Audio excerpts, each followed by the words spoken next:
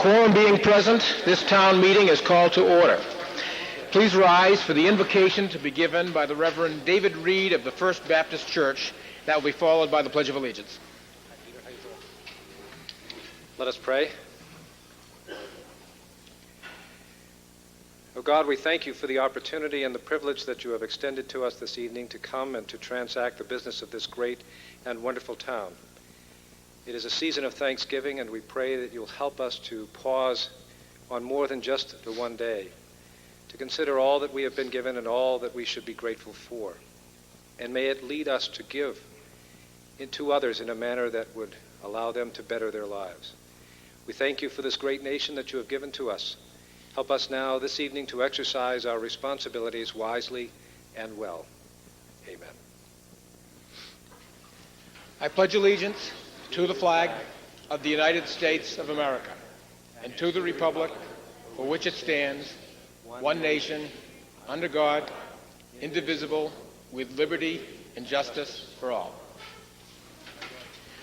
Operating the cameras tonight for cable coverage, we have Amanda Folds, Phil Rushworth, Brendan Quigley, Costa Walcott, Jill McCary, Ross Anderson, and Jake McAleer. Checkers for tonight are Carolyn Martino and Jeff Lamson. I'd also like to welcome with us tonight Troop 702, who are working on their communications badge, and Den 8, working on a citizenship badge. And now we're ready to begin. Mr. Graham? Mr. Graham has moved that we take Article 14 out of order. Is there a second? Second. All those in favor, please signify by raising your right hand. Opposed, and Article 14 is taken out of order. Mr. Graham.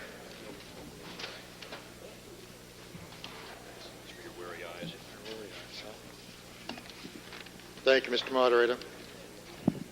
Move that the town vote to raise by borrowing under Chapter 44, Section 7, Paragraphs 3 and 7(3)(a) of the General Laws of the Commonwealth of Massachusetts, Chapter 645 of the Acts of 1948 as amended, or any other enabling authority, and appropriate the sum of $9,100,000 for the purpose of constructing a new school and associated recreational facilities on the following described land, including the costs of original furnishings and equipment, landscaping, paving, and other site improvements, engineering and architectural fees, plans and specifications, inspection fees, relocation costs, contingencies, and related expenses incidental thereto and necessary in connection therewith. Said sum to be expended by and under the direction of the school committee. That any maturities of an issue of bonds or notes authorized hereby may, to the extent permitted by law, be arranged so that the amounts of principal and interest combined for the several years shall be as nearly equally as practicable in the opinion of the town treasurer and the selectmen, or in accordance with the schedule providing a more rapid amortization of principal, and to vote to authorize the school committee to file application for a grant or grants to be used to defray all matters, and to vote the school committee to enter into all contracts and agreements as may be necessary to carry out the purpose of this article. The land off Dividends Road shown on Reading Board of Assessors, revised January the 1st, 1981, map 207 as Lot 3, consisting of 2.0 acres, and Lot 4, consisting of 9.6 acres, which land was acquired by the town for school and recreation site purposes by order of taking dated April the 13th, 1970, recorded at the Middlesex South District Registry of Deeds in Book 11831, page 432. Is there a second? Second. Mr. Graham.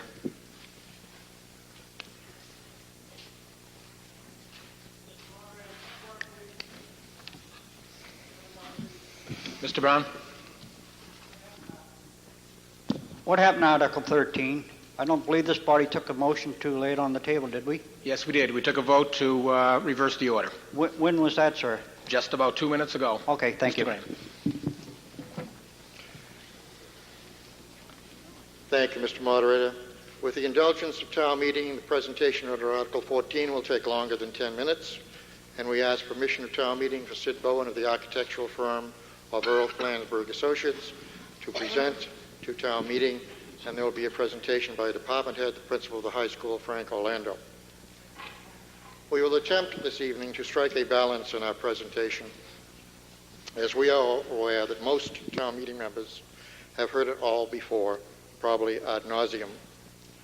However, those new to town meeting need to be informed, and the gravity of the situation is such that town meeting should have more than enough data rather than too little data on which to make their judgment.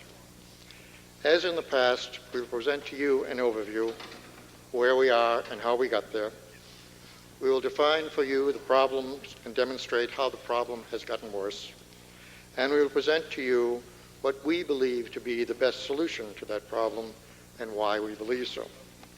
And finally, we will discuss those financial implications of moving forward with the project and the equally important financial implications of not moving forward with the project. To summarize as best we can, last December town meeting, after 7 hours of debate, overwhelmingly approved the articles presented to them which addressed to the adding on and renovating of the Barrow School and the building of a new school on the Dividends Road site. These two articles were a comprehensive answer to the enrollment problem at the elementary level. The articles together had been approved by the State Department of Education as answering the problem and had been deemed reimbursable by the state. The two articles together were the result of extensive work and study, first by the School Size and Enrollment Committee, then by your School Building Committee, and was the option recommended by the architects hired to conduct a feasibility study of the enrollment problem at the elementary level. Town meeting understood that if the new school had not been approved, then the article on the renovation and addition to Barrows would be removed from the table, as alone it did not solve the elementary enrollment problem, did not meet the criteria of the Department of Education, and by itself would thus not be reimbursable by the state. In a referendum duly called within the provisions of the town charter, the two articles were presented to the voters at a special election in January, and probably to the surprise of both sides. The voters approved the article in renovation and addition to Barrows and rejected the building of a new school. The vote certainly indicated that the majority of voters recognized that a very real problem existed and clearly showed that they approved a large expenditure of money to solve that problem. Unfortunately, due to the requirements of the Department of Education, the vote as it now stands would allow us to spend more money than we need to solve the problem on a project which does not solve the problem. The two articles together, deemed to solve the enrollment problem and thus be 66% reimbursable by the state, would cost Reading net for the project $5 million, now with the passage of time increased. The one article on Barrows not solving the problem and thus not reimbursable by the state would cost us $6.6 million. We now have the authority to spend $1.6 million more to do significantly less. The School Building Committee, in its article before you this evening, asked town meeting to reaffirm its support of the new school and in so doing solve the problem, a problem recognized by the voters at the special election, and allowing the town to solve that problem at a cost significantly below the amount now approved by the voters. This evening we update you as to where we are now versus your vote of last December. One, the problem has not gone away, and in fact it is now worse. Two, the projections of future enrollments have not decreased and in fact are now worse. Three, the position of the Department of Education as to reimbursement has not changed. Just 2 weeks ago, in anticipation of this meeting, we had a meeting with the Department of Education, with the interim director of the SBAB, and with the person overseeing that department, the Administrator of Business Services for the Department of Education. We reviewed all of the statements we have made relative to their position on reimbursement of the elementary project. They confirmed that what they reported to town meeting and to town of Reading is correct, and felt no need to change any of the information as we have stated it. They further firmly reiterated that any plan not deemed to solve the total enrollment problem by the Reading School Committee and the Reading School Building Committee would not even be entertained by the Department of Education. 4, the cost of solving the problem has escalated as a result of delay, and every indication shows that such escalation in cost will continue if further delayed. 5, the new school, in tandem with the already approved Barrows project, continues to be, after thorough review, a plan which garners the support of those constituted to address the problems of Reading. A diverse, dedicated, and objective group of Reading's governmental bodies. We bring this article before town meeting with, once again, overwhelming support from those who serve our community. It has the support of the Reading School Committee. It has the unanimous support of the Board of Selectmen. It has the unanimous support of your School Building Committee. It has the unanimous support of your Finance Committee. It has the full support of the school administration. It is supported by every elementary principal, by both middle school principals, and as you will hear later, the full support of the high school principal. In short, despite all of the hurdles placed in its path, and despite the risk and difficulties attached to it, every appointed and elected body directly accountable to town meeting and or the people of Reading have, after review of the facts, come to the conclusion that the building of a new school is the best solution educationally, economically, and philosophically to a problem that will not go away and which has significant consequences to the town of Reading. Now, to point out that problem, we had appointed a subcommittee once again of the School Building Committee to review and revisit the enrollment and projections. 2 members of that subcommittee, Alex McRae and Jeff Struble, will present to you, and we hope to find for you the problem.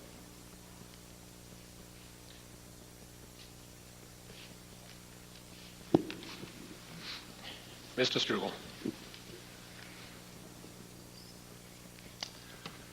When the Enrollment Needs Subcommittee was formed, we took as our goals, first, the reassessment of the projected increases in the number of elementary students expected over the next 10 years. And second, the review of the current state of the elementary schools for space deficiencies that exist today.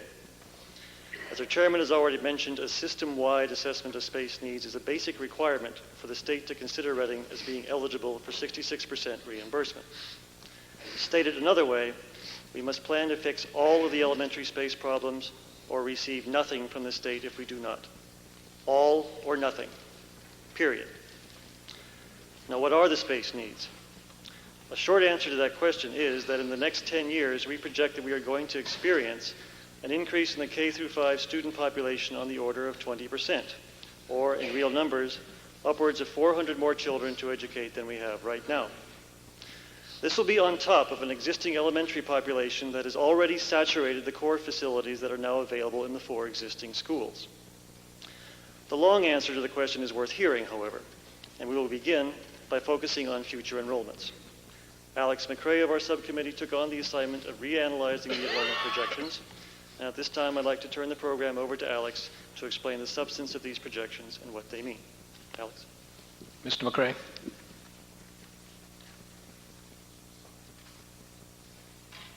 Thank you, Mr. Moderator. Thank you, Jeff. Thank you, town meeting. If you'll allow, I'd like to go straight to the enrollment projections.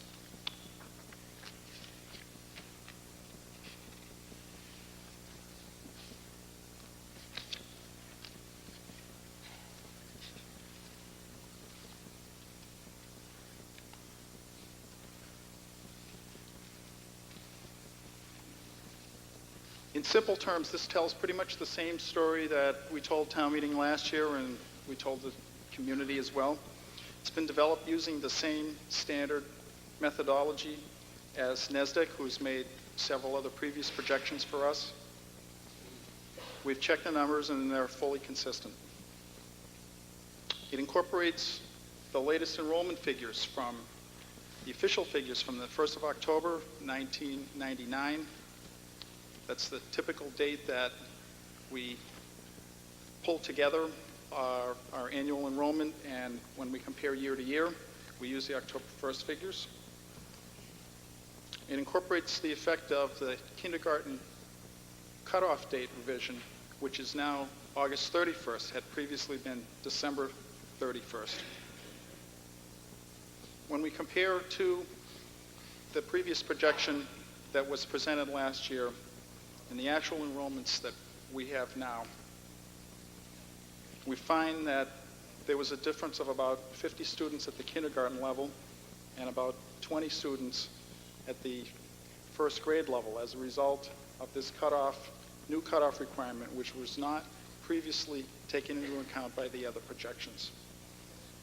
The total of about 70 students altogether is consistent with an average of about 100 students that we would expect born every 4 months in Reading.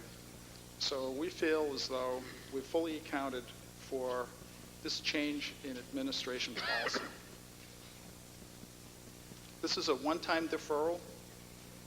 The school year next year will have 12 months of births entering from September 1st to August 31st of 1995, and each succeeding year after that we'll have 12 months of births, and we'll be back to the normal type of enrollment that we've always had. So this is a one-year thing, and it shows up as a small kindergarten class this year. The enrollment projections also show that we're already 220 students over capacity. The architect has rated on a mark here on this graph. By the way, these points are actual points. This line here represents the current time frame right now. This 2006 is the actual enrollment right now in the elementary schools, and these are our projected figures. This number represents the 1788. It represents the capacity of the schools in accordance with the Department of Education requirements and in accordance with school committee guidelines for class size. This chart then shows that we're already 220 students over capacity, and it ultimately goes out further on when we go out into the next century, which is just around the corner, to slightly higher projections than what we had presented last year. 430 students more than what we have now will be entering the schools over the next 6 years in the elementary system. This is primarily due to the growing birth rate in Reading. I have another chart that gets into the birth rate, which is what's driving our enrollment projections to this level.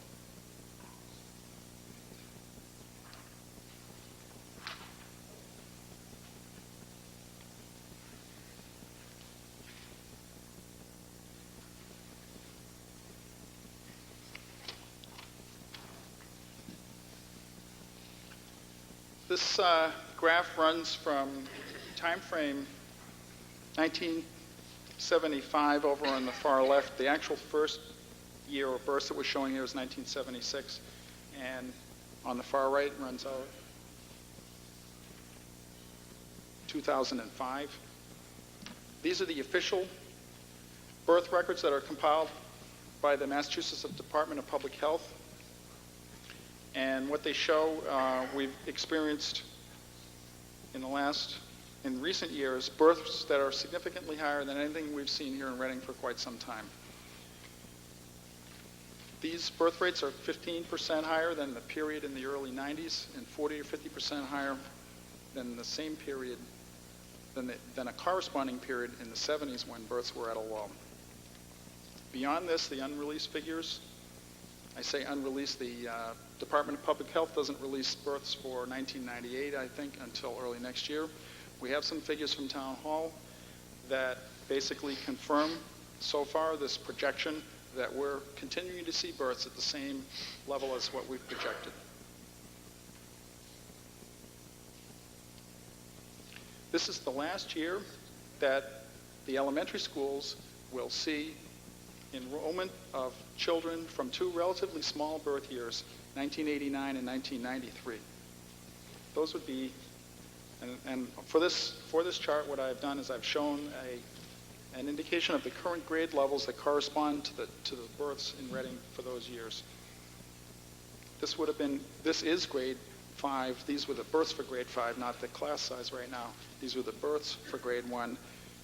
Next year, the births from the 5th grade will move on to the Coolidge Middle School, and we will see the bulk of these 341 births coming into the Reading school system. 2 years after that, we'll see the bulk of this 347 coming into the Reading school system. I'd like to go back to the enrollment projections.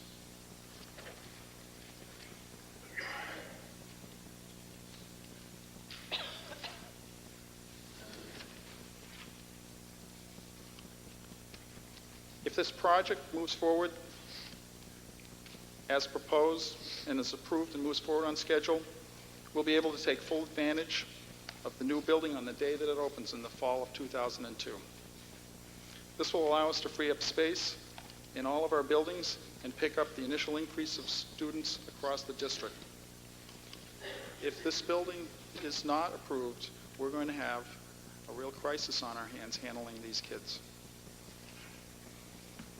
One other thing, the surge that we're seeing coming in the elementary, several years later we'll move on into the middle school system.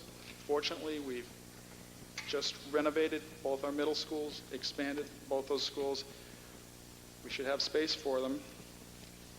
But along close to the end of the 2000 decade, in and around 2010, the same wave of kids will move on to the high school. We're projecting that enrollments at the high school level will move up in the next 2 to 4 years to 1,300 students, stay at or around that level for some time. And then when this wave hits in the high school, later we'll go to 1,500 or 1,600 students in this building here. The architects for the high school has rated the capacity of this building at 1,299. And we don't see how there'll be space, even in the near term, certainly not in the future, for any sort of elementary program in this building. One other thing I'd just like to say, this problem is not unique to Reading.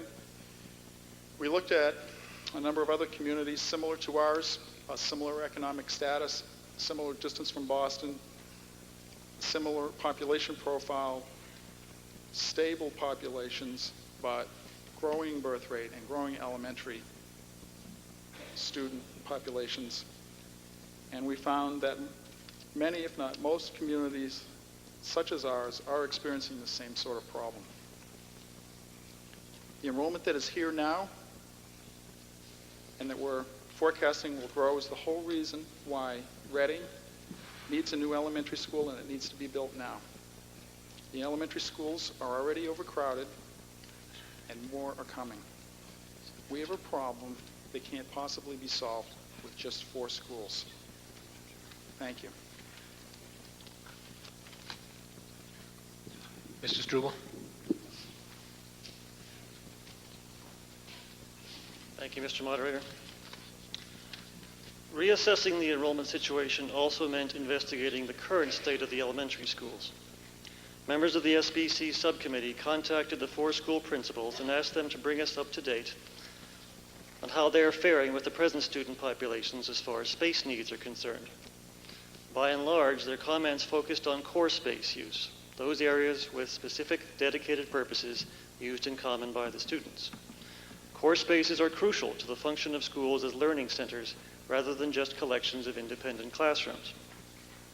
We compiled the principal's comments into a 3-page handout that you received in the information packet mailed to you, and I believe they're located on pages 9, 10, and 11 of your packet.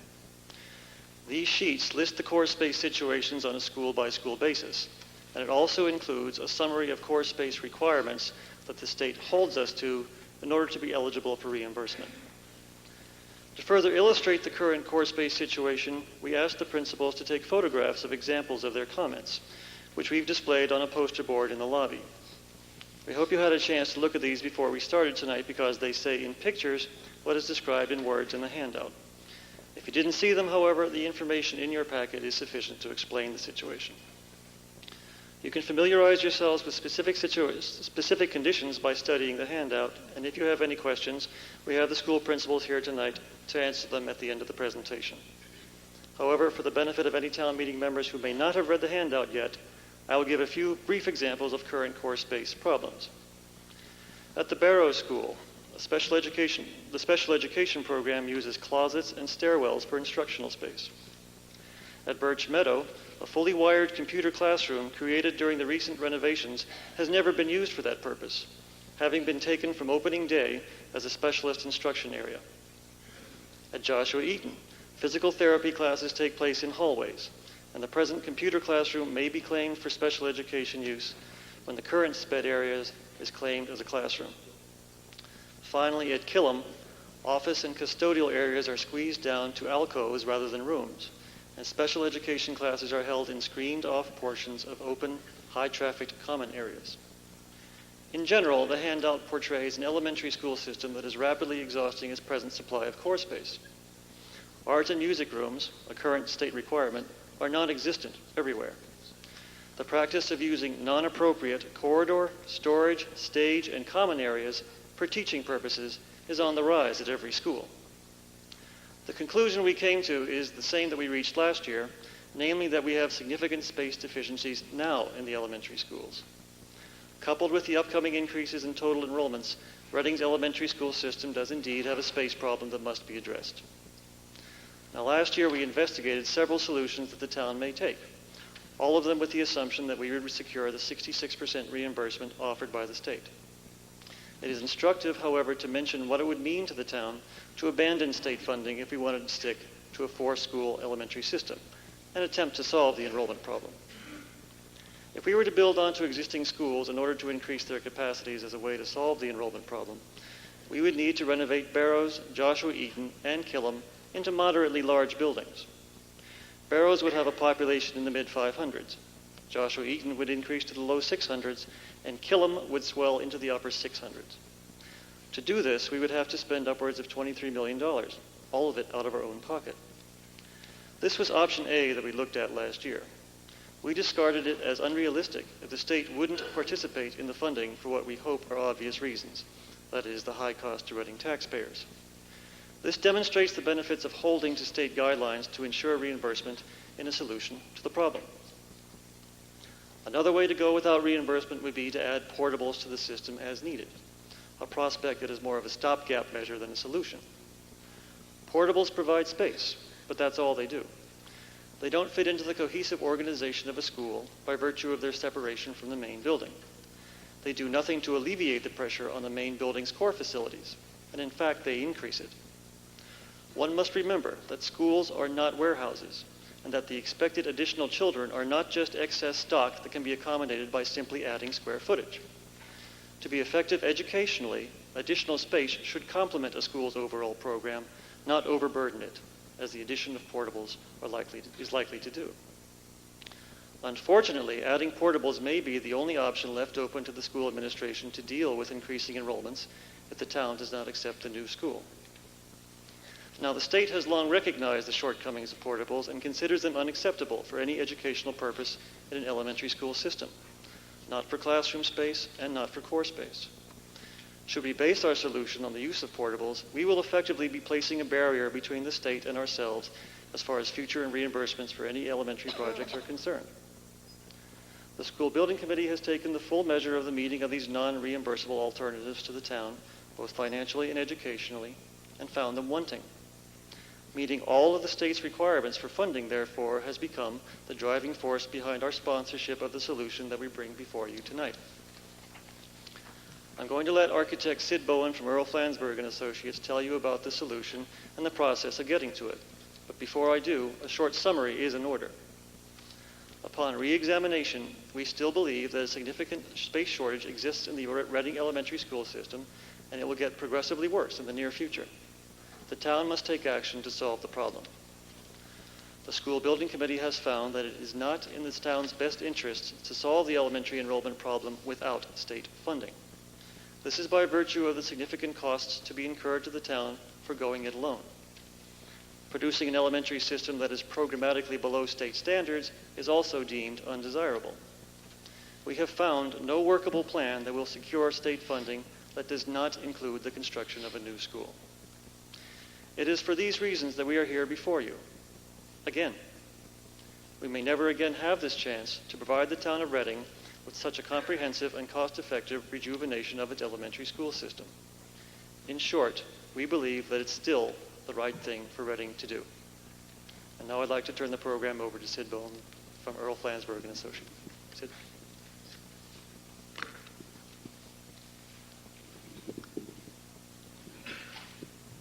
Mr. Bowen. Thank you, Mr. Moderator. I was here just about a year ago. The sheets that I bring are no different. The question is, what's changed in a year? Well, your enrollment projections for the elementary grades have increased by 80 students, and the cost to do this project has increased by about 8%. Renovation costs have increased, in our experience over the last year, in excess of 8%, and new construction about 4%. That trend is not abating.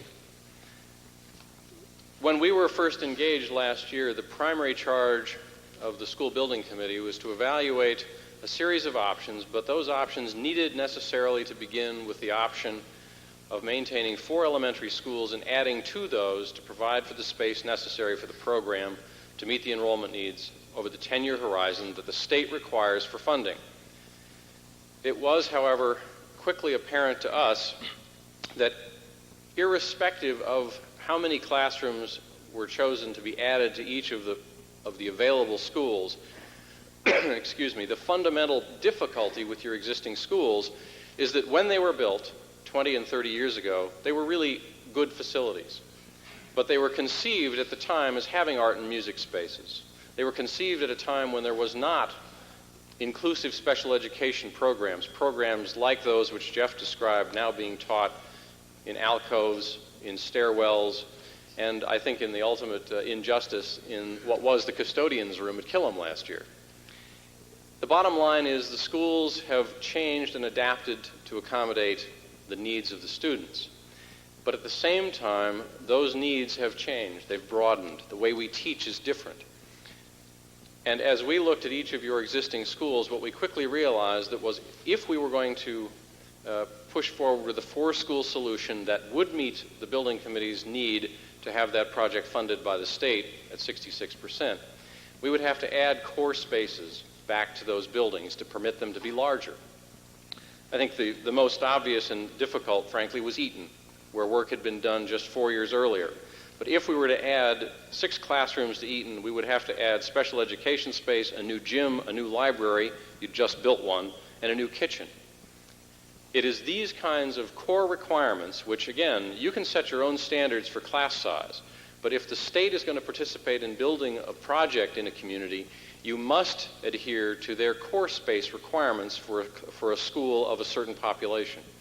And in order to meet that expectation, that requirement, these are the kinds of spaces that would be added to these buildings. Ultimately, this is very expensive space. It's being built for children who are already in school as well as for those who you'd be adding. And so compared to the alternative of a new school, which would in fact relieve the requirements on the existing schools, it was, from our point of view, a no-brainer. You can bring the schools that you have back to the standard for which they were built. You can capture state money to renovate and add to Barrows, the one school that has not had attention, that is the oldest in the community and does have the space available to add classroom space and take care of what we call deferred maintenance, costs that you really will have to bear one way or the other, but which can be captured in a project with state assistance, and provide a 5th elementary school at the site or in the neighborhood where the significant population growth has taken place. As a result, a much less costly and ultimately better solution from an architect's standpoint was a 5-school solution, not a 4-school solution. And that was the recommendation we brought back to the building committee. I think initially that we were met with some disbelief, but I think the numbers speak for themselves. But more importantly, the reality of the educational program, again, not a program prescribed by the state, but prescribed by your school committee, is best accommodated by the proposal before you. It is less costly. It gets state assistance. It eliminates the need, for the most part, for busing of children around the community. It gets rid of portable classrooms, which is a fundamental element of any project that the state will fund. You cannot have modular classrooms and get state funding today. So all of these things are met by the proposal before you, or brought to you a year ago and brought back again this year. We came up with one other solution, which we suggested to the superintendent. If every year for the next 10 years you push back the enrollment for kindergarten by 4 months, you don't have an enrollment problem. But in 10 years, you're enrolling 9-year-olds in kindergarten. A week ago, another community in which we're currently working, Waltham, brought the principals and teachers from their middle schools here to Reading to look at the Parker and look at the Coolidge. Not to look at them because they're nice buildings, not to look at them because they've been rebuilt or added to or built new. To look at them because the program in place in those buildings is what they want in Waltham for middle school. You're doing it right, and Waltham recognized that and sent its people here. We're about to build 6 elementary schools in Waltham. Target population per classroom, 19. We're going to build another middle school in Waltham, a total of $95 million in a community without the reputation for outstanding education, without the experience of increased population at the kindergarten from birth years. That is, what I'm saying is here, people move to the community in order to send their children to the school. Actually, it's the other way in Waltham. People move out at this point. But there's a recognition throughout the 128 belt that these children that have been described tonight are here. They've been born, they will be in your schools. And it's necessary to provide the facilities to accommodate the learning needs of those children. We're working in one other community that many of you may not have been to, Fairhaven on the south, very south shore. We're redoing the high school there, which was built in 1906. It's a fantastic granite building with remarkable plaster and wood details inside, a building like none of us would see built today. There's a room in that school called Room 7, by its number, that the school committee voted not to change in the renovation. That room still has the chairs, the desks, if you will, with the inkwells bolted to the floor, because that's how education was conceived in 1906 when that building was built. I'm sorry, it wasn't the school committee that voted to do that, it was the selectmen who voted to do that. The school committee promptly voted not to use the room because the kids wouldn't learn anything. You can't put 45 children in a room with a desk bolted down in high school today and make it work.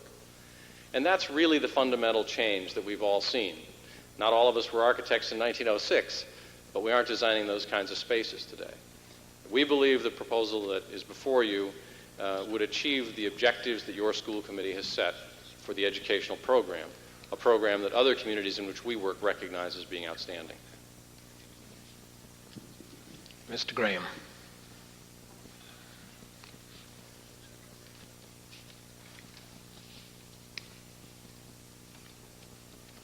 Thank you, Mr. Moderator. Thank you, Sid. Mr. Moderator, Mr. Bowen has pointed out many options have been explored. And yes, probably to our surprise, the end best solution is deemed to be the building of a new elementary school along with the addition and renovation to Barrows. As we might expect, other options have been brought forward as this discussion has evolved over time. The high school, as an answer to our space problems at the elementary level, certainly seems to be the most discussed. And it almost seems as if we have a high school plan of the week that will somehow or other simply solve the problem. As you might expect, life is not quite that simple. Would that it were. This, in addition to the need to address the high school space problems, have seemed to generate, as I say, the most discussion. While we as a committee could go on about this, it seems to us that the discussion at the high school is so pervasive that it needs specific attention on the part of town meeting. And so we have asked the person most knowledgeable and the person most responsible for the high school building to address both his reason for support of the elementary school proposal and further explain why a building which 30 years ago had the capacity for 2,000 students, now can no longer support that capacity. And given its enrollment projections, cannot sustain additional students at any grade level within that building. With your permission, Mr. Moderator, the principal of the high school, Frank Orlando. Mr. Orlando.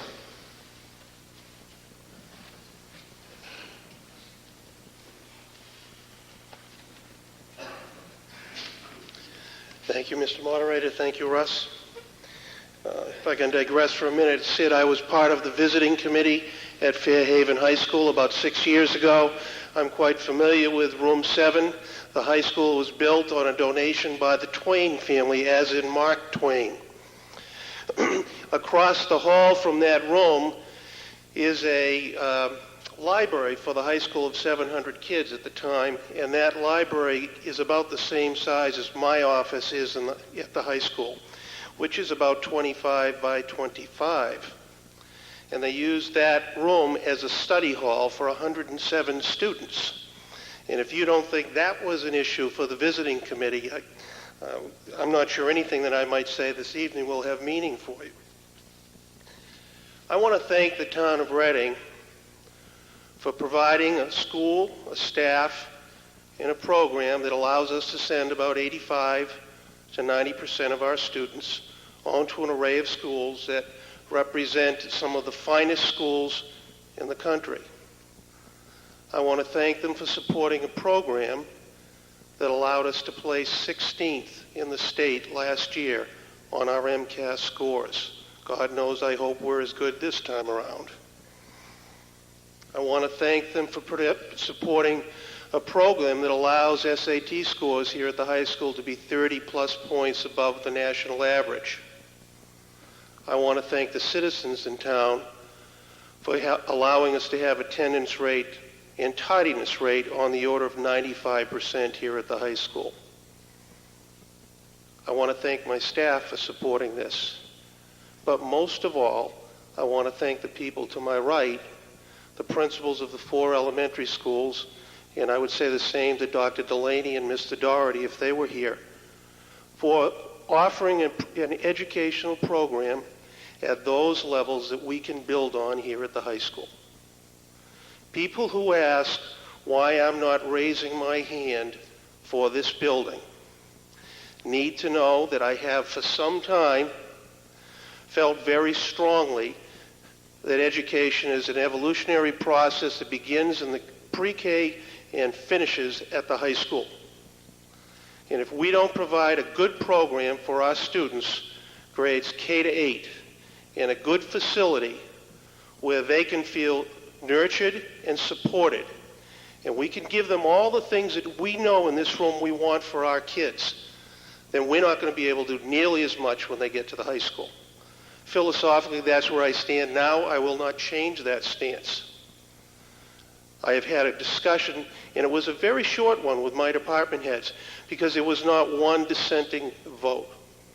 They all feel the same way here. As much as we have our needs, it's real important to the staff at this high school that we take good care of these little kids and give them the kind of place they need to have to get a solid education.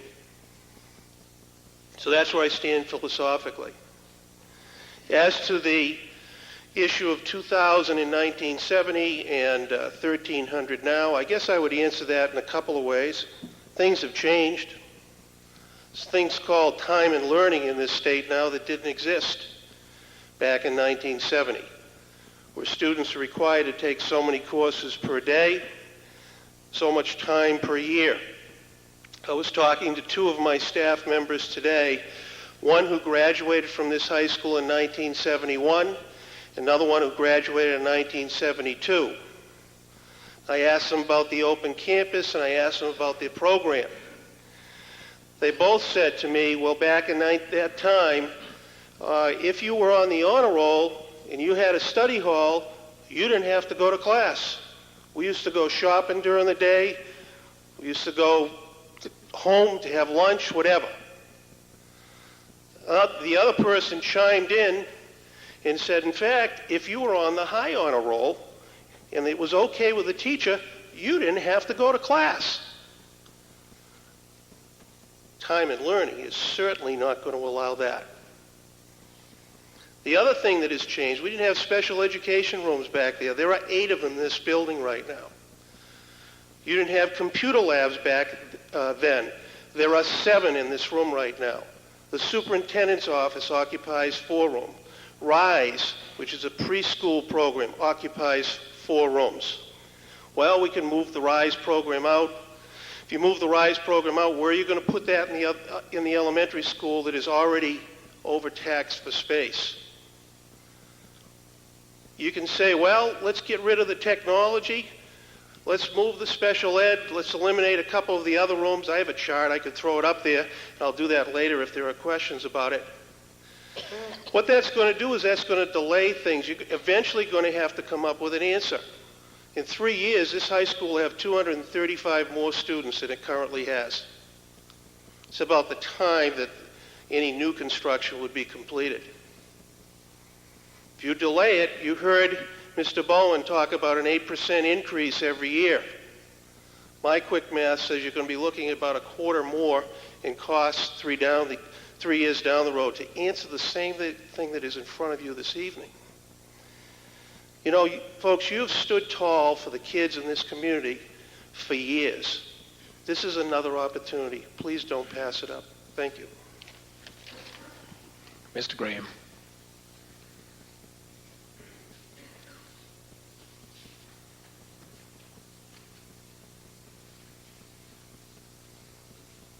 Thank you, Mr. Moderator. Thank you, Frank. Prior to a more definitive report from the Finance Committee, we would like to briefly address that we are very much aware of the financial implications of moving forward on this proposal. But we, as they and others, have come to the conclusion that the costs associated with this project, while great, are certainly offset by the real fact that the T-shirts worn by the principals last year are true. If we build, they will come. And on the back of those T-shirts, if we don't build, they will still come. And we ask ourselves, as you must ask yourselves, what will we do with them? These children are here, more are coming. They have to go somewhere. They have to be housed. They have to be fed. They have to be serviced. And they deserve and expect to be educated, and every right to further expect that education will be a quality education. If we do not do something to provide the necessary space to do so, what are the alternatives? And let us remember, if we do not fully solve the enrollment problem at the elementary level, we are on our own. The SBAB will not fund any of the alterations to buildings, and further, will not, in absence of a comprehensive answer to the enrollment problem, will not subsidize any attempt to address the problems inherent in the 2 aging buildings, Barrows and Killam. Whatever we would have to do in those buildings, we would do with our own money. As to the enrollment problem itself, how, if we do not do this, will we address it? Will it be portables? How many? At what cost? Where will they go? How and at what cost will we get our children to them? Busing? Redistricting? The estimated cost of the portables we would need is over $1 million. Under this plan, we commit ourselves to neighborhood schools. We do no busing. Will we rent space? Where? At what cost? For how long? How and at what cost do we get the children there, wherever there is?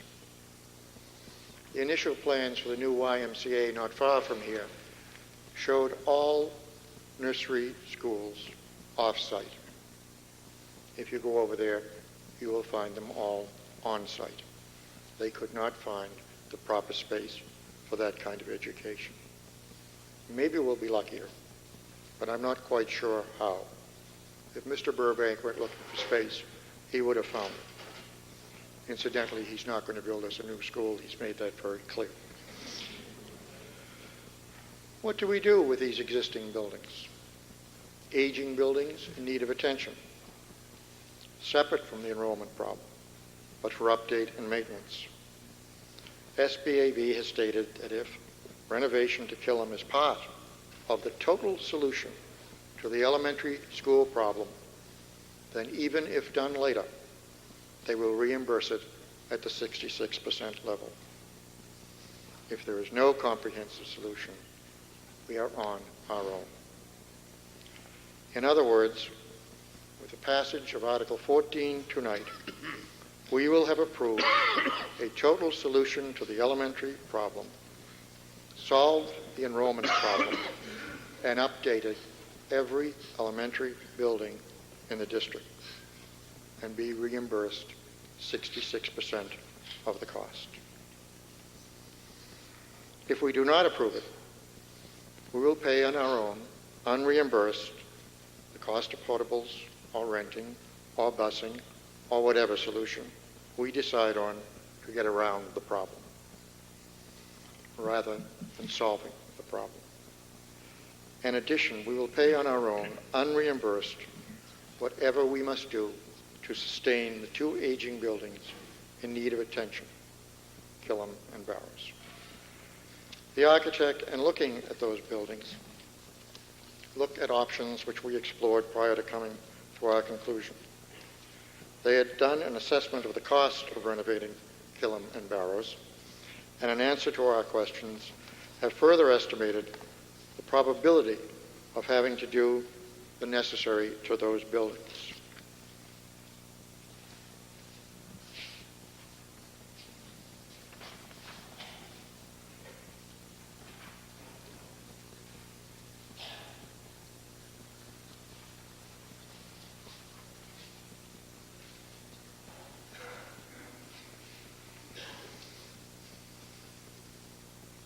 As you can see, looking at the probability of doing it, and let me point out there are two asterisks there, we cannot tell you that all of this would have to be done.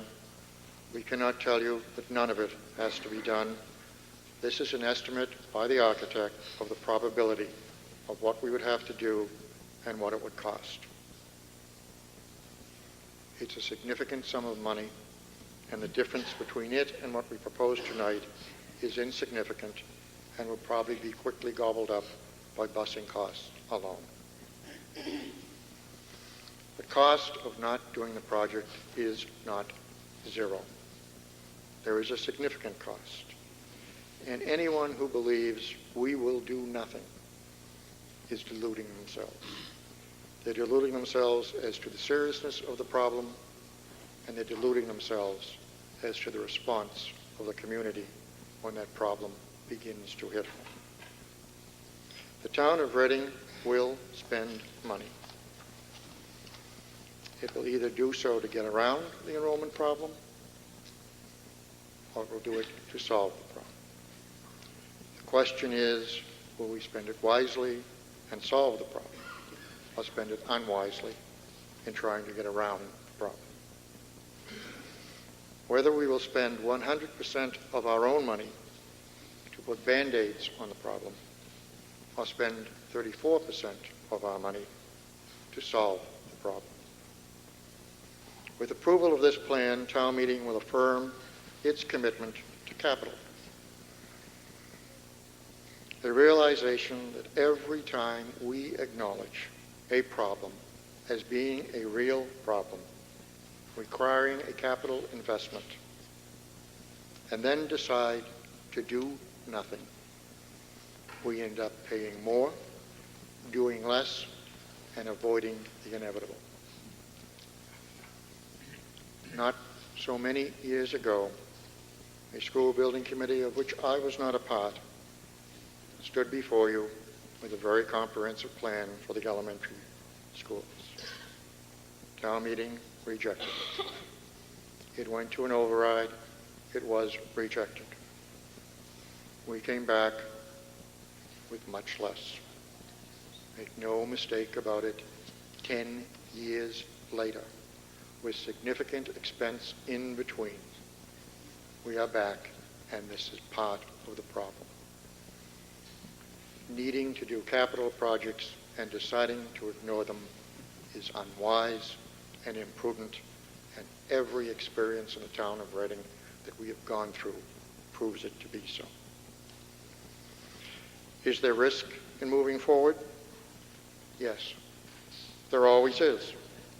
Every worthwhile investment comes with some risk. But our job as town meeting members is to balance that risk against the risk of not doing the project, and to make a judgment as to under what scenario the town of Reading is best served and its services best provided. We believe that answer to be approval of this article, providing a comprehensive answer to a very real problem, providing a comprehensive answer that satisfies the standards of the Department of Education, allowing 66% of that project to be reimbursed, a comprehensive answer to the problem that is consistent with our commitment to capital, a comprehensive answer to the problem that has been reviewed by the appropriate governmental bodies and supported by all of them.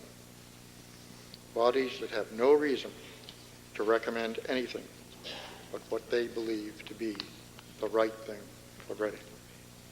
And some of them could have absented themselves from the vote, but with courage and conviction stood up and let you know where they stand. You did the same last December. With that courage and that conviction, we ask you tonight to affirm again the need to commit ourselves to providing our children with the best education we can, because what is right for them is right for Reading.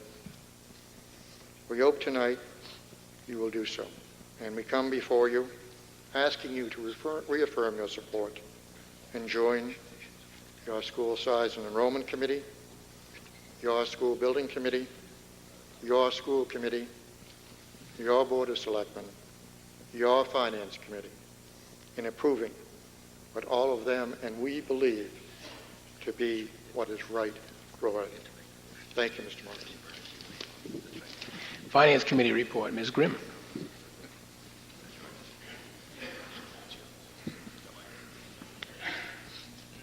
The Finance Committee voted 9-0 to recommend this article as presented. FinCom concluded the need for a fifth elementary school is even more obvious this year. With another year of historically high birth rates, it's a problem that is not going away.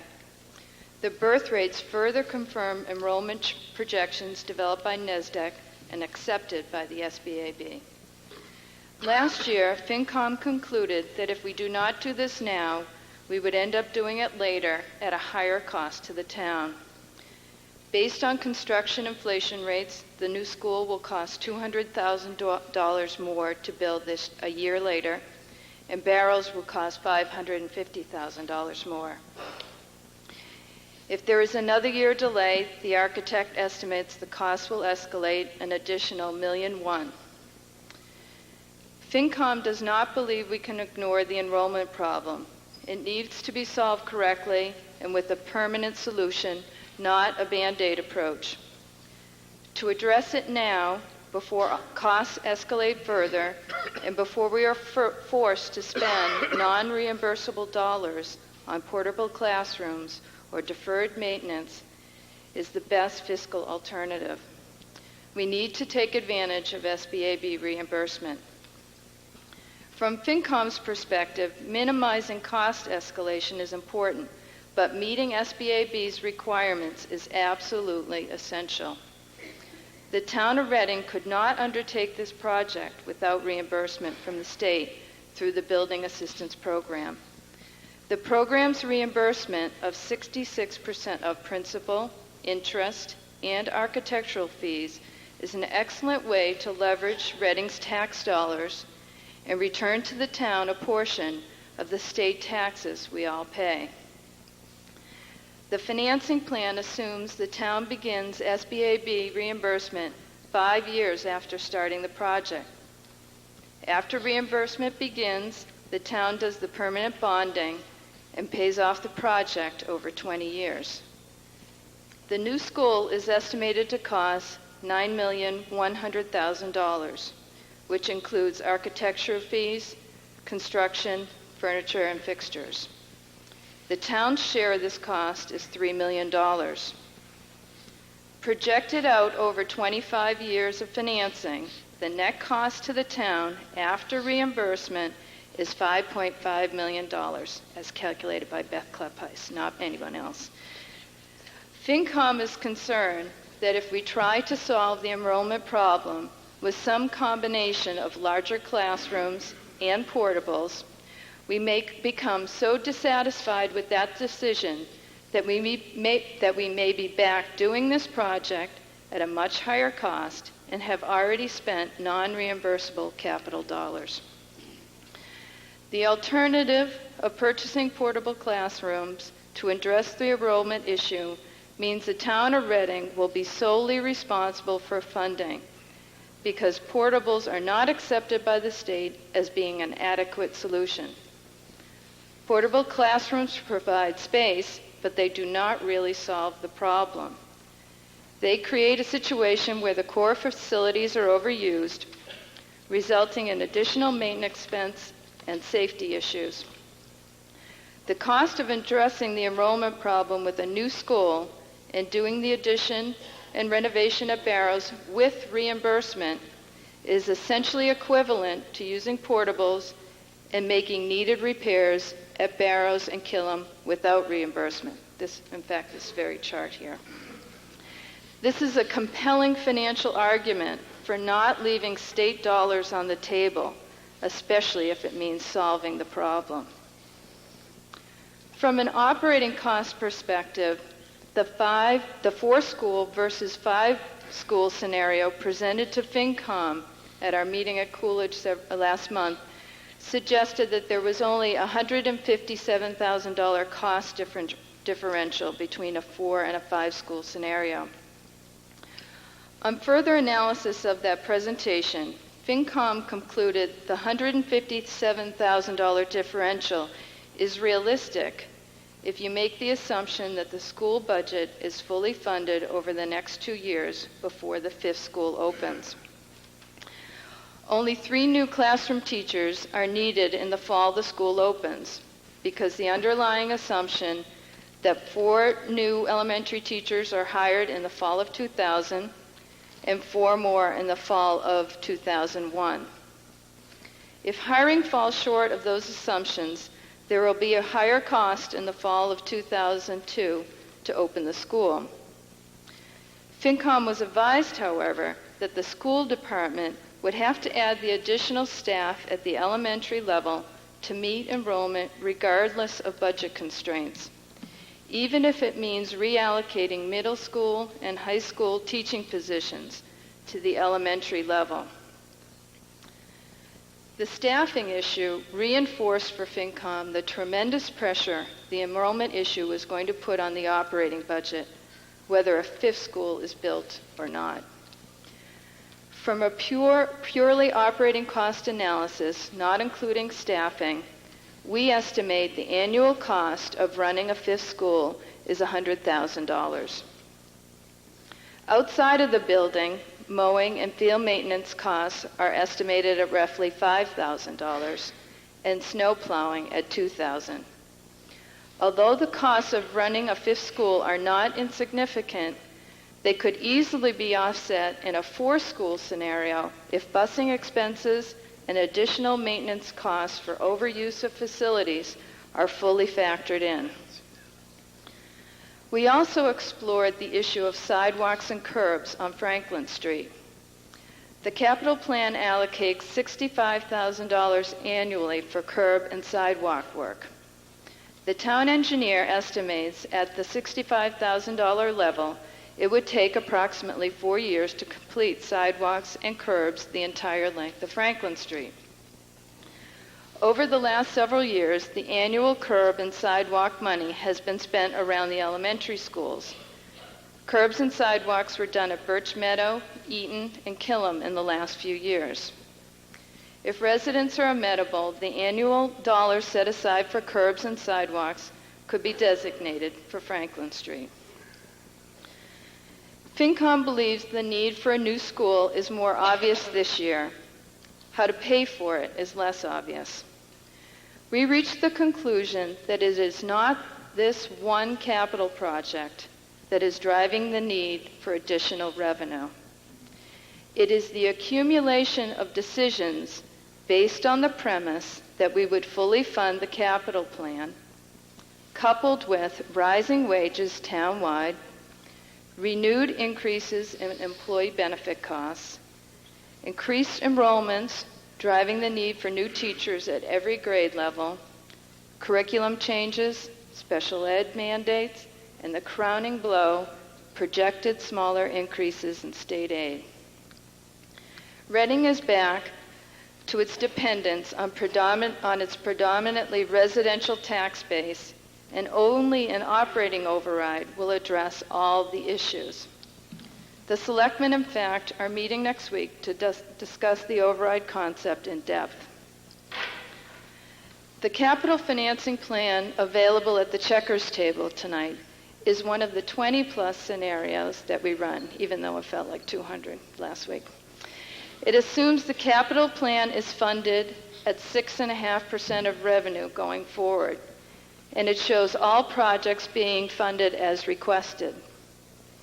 It has deficits in the later years that can be addressed by moving projects or could be offset by additional revenue, such as earlier receipt of SBAB reimbursement, additional revenue from the Burbank Arena, or an override.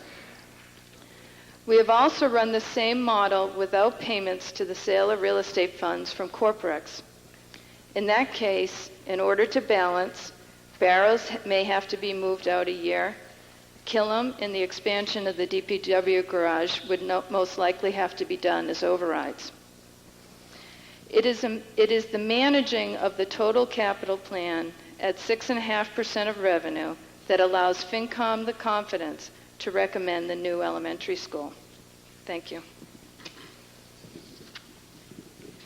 School Committee report. Mr. Dowell.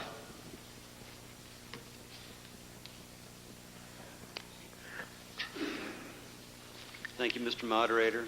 On October 22nd, 1998, the school committee voted unanimously to support the school building committee's vote and endorsed option B in its entirety. The then solution referred to as option B, included plans to construct a new elementary school and a renovation to the Barrows School. At the time, option B was seen as a better alternative in that it allowed for a scenario of 5 schools of approximately equal size and resulted in SBAB reimbursement. The school committee reaffirmed this vote tonight on November 15th, 1999 by a vote of 5-0. Thank you. Board of Selectmen. Mr. Nestor.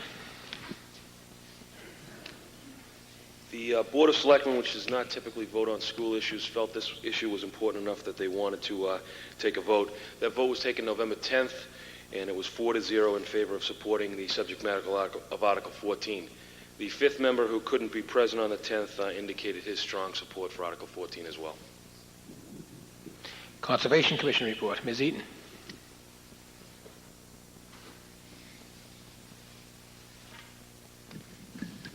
Nancy Eaton, Precinct 1. At its meeting of November 3rd, 1999, the Conservation Commission voted 5-0 to submit the following report to town meeting. The school department has filed with Conservation Commission for wetland delineation, and some minor changes have been made to that plan, and that will be voted on at our meeting on Wednesday night. I would add, however, that the plan that's on display in the lobby is not the plan that will be being approved. That's the original plan, not the revised plan. And the drawings and outlines for the proposed roadways and the placement of the school structure will not be able to be built as you see in those concept plans because of the location of the wetlands.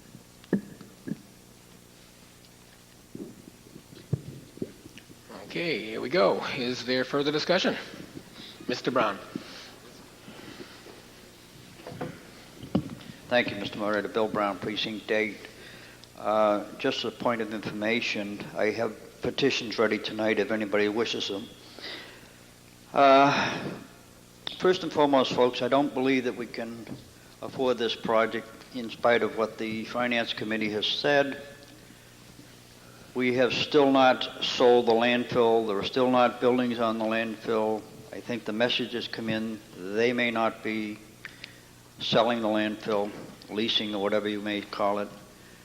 Our appropriation that we were receiving from the state for the land on Short Street was short. We did not receive our full funding on that. We have not funded a fire truck this year. We are talking an override for operating cost. Mr. Porter's article in the paper pointed out the space available in this school. Although not desirable by some, it is a solution. Last Friday, I had put in a request at the SBAB to copy all the articles that correspondence between SBAB and the town of Reading regarding the projects. I got a letter saying that it would cost me $50. Well, being cheap, I decided to write down and look it over first. And I did not spend the $50. I spent approximately a half an hour looking through the papers. And it's what I didn't find, quite frankly. I found a tremendous amount of the literature that was spoken to about the Enrollment Study Committee. I found a lot of paperwork from a resident in town, Kendra Cooper, trying to find it. I did not find a response to a letter from Dr. Harriet Tooney based on Tom Stolman's request last year. Would they finance the barrel separately? That was not there. I spent a little time looking through the rest of it, and there were very few minutes of any meetings between the SBAB and the town of Reading in any form or function. I don't know where all the meetings went. I don't know what happened, but there were very little, if any. So I have to conclude, where are the meetings? We have nothing in writing from the state. It is all verbal that we must do this or we will not get the refund. They have not replied to us. So how can we sit here and vote when we don't know the answers? Now, I know this is a very emotional situation for many of you. It is for myself. I have 3 grandchildren in the Reading school system.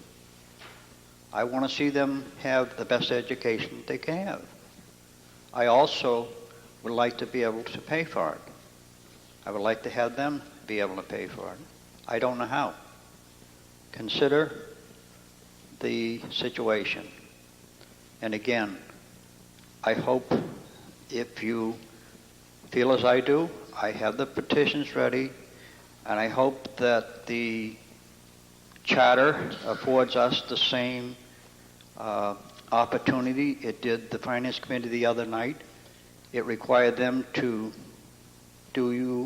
make notice to you, approval or disapproval in 7 days. They did not do it. I hope that we have more than 7 days to collect our signatures for the referendum. Thank you. Further discussion? None appearing. Are we ready for the vote? Oh, Ms. Mandel. Yes, could I just come up and put just a couple overheads on? Pardon me, I'm sorry. Could I just come up and put a couple of overheads on? Sure, yes. Thank you.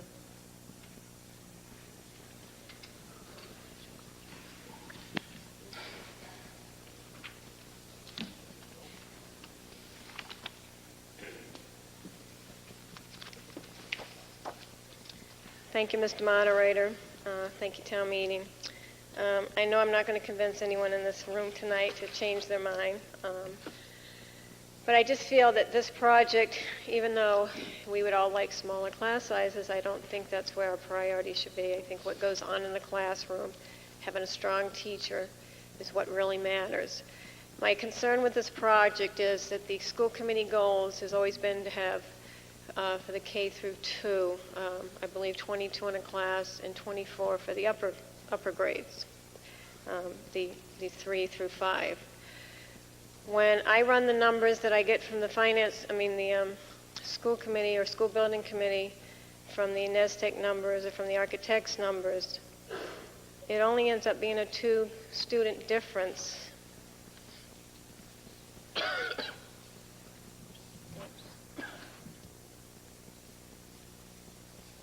If you look at the top line, that's the line. If we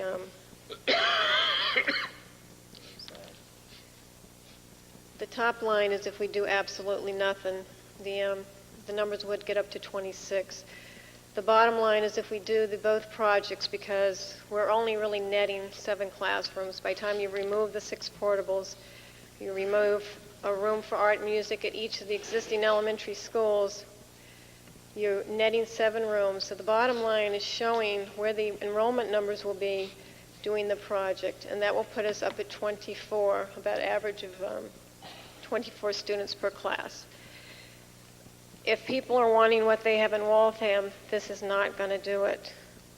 My concern is the amount of money it's going to cost to do this project, with the override coming for the high school, an operational override probably to open the school. You're going to be forcing the elderly in this town to move out. And then you're going to have an influx of more kids. And this two kids difference, you're going to have kids moving back in, and this class size of 24 is going to go way back up. I know there are people that are, read the article that was in the paper last week, that my kids are in private school.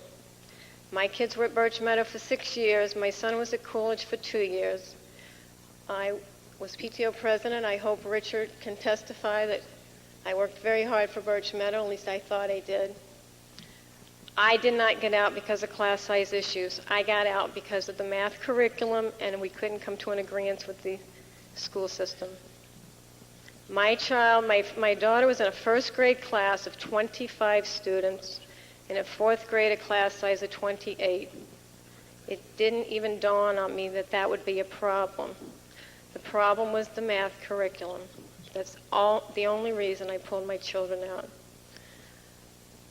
I just feel that this is not going to solve the problem. And just like in 1989, when we went forward with the Birch Meadow Josh Wheaton and it didn't pass, then they cut it down and it passed later, it wasn't big enough.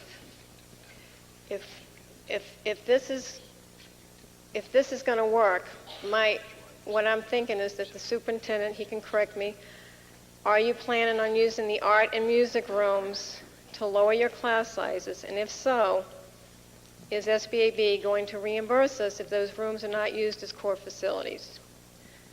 That is a question that I have for you, if you can answer it later. I have one other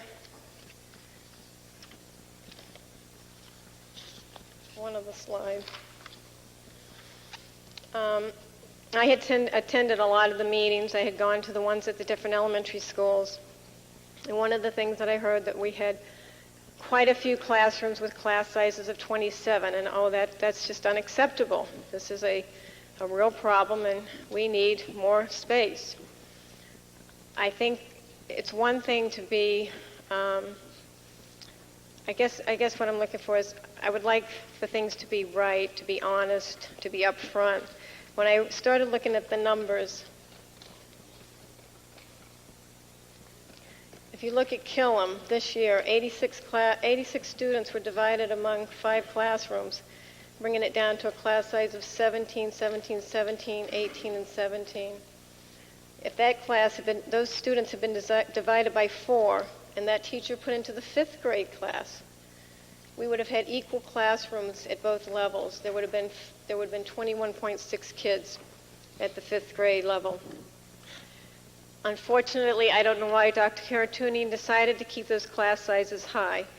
He also did the same thing at Eaton. With all the busing that we've done in the past, he chose not to bus one group of kids over to Barrows, thereby opening up a classroom at Eaton so those class sizes of 27 could be reduced as well to about approximately 20 kids per class. Maybe Dr. Hartunian agrees with me that class size is not an issue and that he has strong teachers in those classrooms. But I think if you're going to be putting numbers out there, if you're doing what's for the children and what's best for the children, I don't think this was the way to do it. I did have one other slide. I don't know if it's pertinent, but when they're talking about SBAB and us not getting reimbursement for the other various projects, SBA right now is going through a lot of changes. And what they're recommending is they're trying to get legislation together to not demand school districts to do full renovations or new construction. What they're doing is they're trying to set it up that schools that just need partial renovations will be eligible for reimbursement. If you look at the bottom, in the 1980s, we closed down 5 elementary schools. Had we just leased those buildings out, right now, SBAB would have reimbursed us to refurbish those buildings. I just think that if we're going to go through with this project, we need to know for sure that this is going to be the solution, and I don't feel comfortable that it is, especially under the problems with the Corprex deal. I think the timing is particularly suspicious on my part that this town meeting is falling directly in the middle of their 30-day extension. I think if we vote this money tonight, they are going to be able to, pardon the expression, yank our chain or basically get what they want out of us because they're going to know we are desperate. So I just want town meeting to really think about it and decide if they want 24 in a class after all this is said and done. I just, on this other slide, I forgot to put up, if we did the centralized kindergarten at the high school, this would be included in the bottom line. This would basically be flat. We would be exactly where we would be with the new school and the renovation onto Barrows. If we put centralized kindergarten at the high school, we wouldn't have to do either project. And according to people I talked to, SBAB would reimburse us for centralized kindergarten if we had a program where the high school students came in and volunteered in the program for credit. Right now, REAP has that benefit. Kids are coming in from the high school and volunteering in the REAP program. And I think we as a town should consider this as an option. Thank you. Further discussion. Mr. White?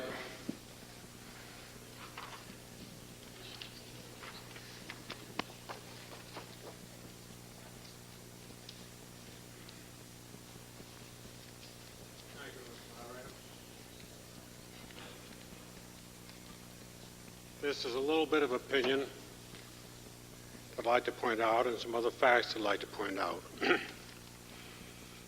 I've been in town government for a while. In fact, I just finished my 9 consecutive years in the Finance Committee about a year ago, so I've watched Reading finances. And we've right at a tough time in the area of Reading finances.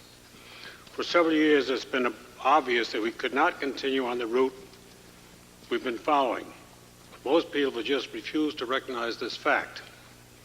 So today we find ourselves faced with a presentation to display the problem of lack of classroom space for an increasing school population, while at the same time facing the prospect of insufficient funds to make ends meet, even with no school construction.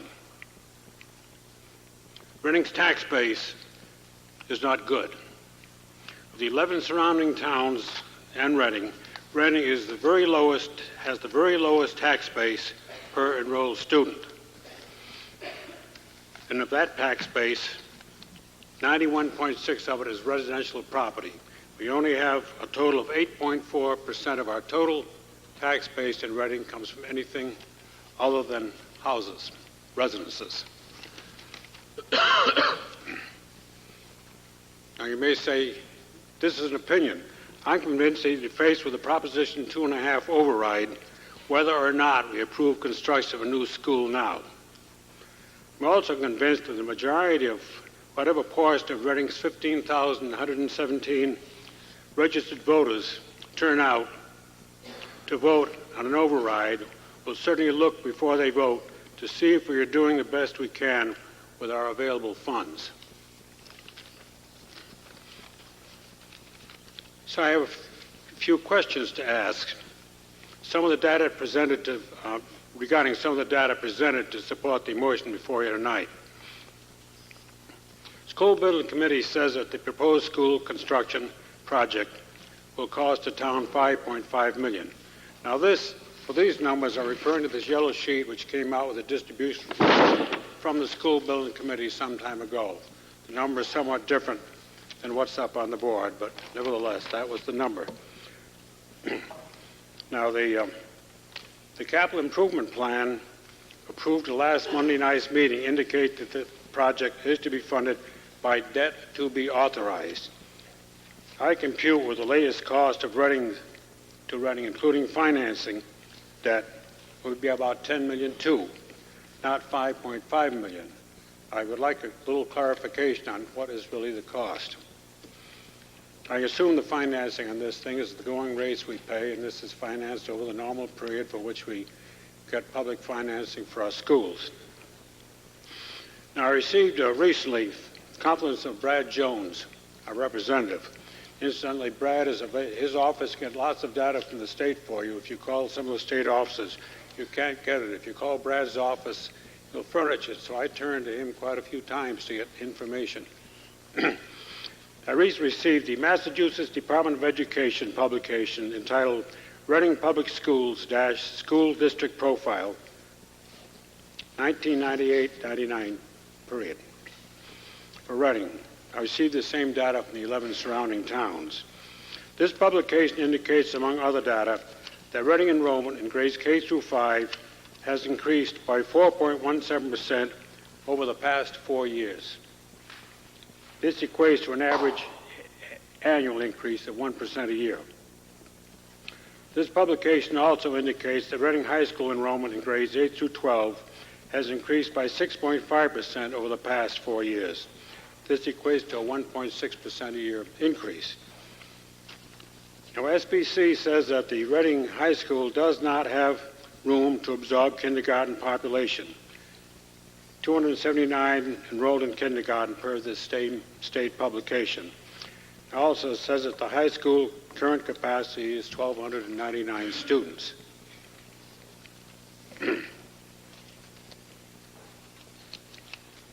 Now, currently, the high school population, per the same publication, is 1,071 enrolled students. I think the publication put out by the town for the history and the synopsis to look at the town used the same number. That was 99 population. In the early 1970s, the last addition of the high school was completed with a design capacity stated of 2,000 enrollment. The 1974 town report indicates that high school enrollment in 1974 was 1,797.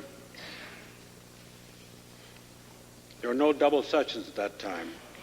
The youngest of my 4 children happened to be a freshman in the high school that year. I heard no complaints from her, and she managed to get through school all right. Interestingly enough, the population of Reading in 1974 was 2,305.92. Per the current town clerk's records, this has shrunk to 22,776. That's kind of an incidental, but it's worth knowing. Back then in 74, we had a population of 6,231 children in our public school system. Today, or the last report for this year, including the state number, is 4,161. I do ask a question now. Why can't we use our available high school room now when we need it? Thank you. Further discussion? Ms. House? Gloria House, Precinct 8. I just have a question. We've heard that Reading is rather shaky in our financial status. Could we get a clarification on what we mean by shaky?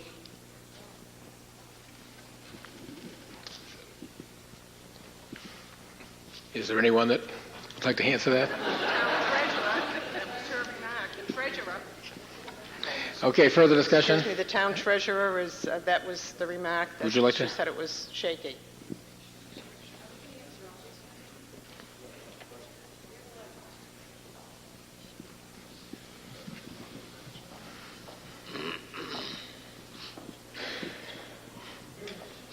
Mr. Moderator, town meeting members, I didn't make the comment that the town was shaky, but I'd be glad to address the financial situation if that's what the speaker would like me to do. And several previous speakers have made comments about what had happened in the year since we were here last year and addressing this problem and how the problem has gotten worse. And I think that that's true. The problem has gotten worse, and certainly the costs have gone up. I guess the question, I stood here last year and I believe I mentioned that there was some risk in going forward with this project. And you'd probably like to know what the situation is of the finances now. Unfortunately, they're worse. The risks are greater, I would say, because the Corporex project doesn't look as promising now as it did last year. And it is true that the state aid, the promising years of school reform seem to be over. So that's a problem. Another speaker had mentioned about what surrounding towns are doing about the problem that they're having with, increasing enrollment and the same problems financially under Proposition 2.5 that we have, everyone else is suffering under too. Well, in other towns, what they're doing is using debt exclusion overrides to fund their capital projects. I guess I just leave you with that thought. Further discussion? Mr. Van Magnus? Thank you, Mr. Moderator. Fred Van Magnus, Precinct 8. The concern that I have over this project, and it is my intention to continue to vote no for this project, just so that there'll be no doubt. The concern that I've been having is I continue to get a lot of notes in the mail. Got one tonight. People questioning me in general, I guess, with any other town meeting member, in terms of representing what the people in the different precincts want. And I've gotten a lot of correspondence. And by and large, all of the written correspondence, except for one person, has been in favor of the new school. On the other hand, there are a lot of people that are in my neighborhood that come up to me and say that they really don't want to see a new school. So the jury is certainly not, or the jolly balance isn't tilted one significant way or another. There are a very significant portion of the town of Reading that's living on a fixed income. I have people next door to me who are retired and are concerned about how they're going to be able to fund this project when it comes down to the bottom line on their tax bill, because their income isn't increasing. When I look at some of the things and I try and just mentally think through some of the issues that we've had here at town meeting, this isn't an easy situation. I've had, my kids have gone through the Reading Public School system, and I'm very proud of the education that they got here. I'm very, very proud of the educators that are in this system, whether it's the building principals who are here or every single teacher that's in the classroom every single day teaching the children. But I'm not necessarily in favor, though, of this solution. And it has always, in my mind, become a financial issue. Can the town of Reading afford it? And I think of things like the other night when we were here and we heard about $200 or $300 a year increase to each and every household for the cost of the water solution, because we know that's a problem that we've got to solve.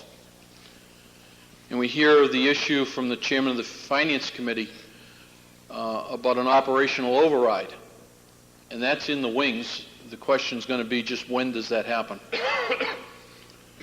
We know that the high school is a gigantic project, some $40 million, and maybe even higher by the time we get there, and that will probably be an override.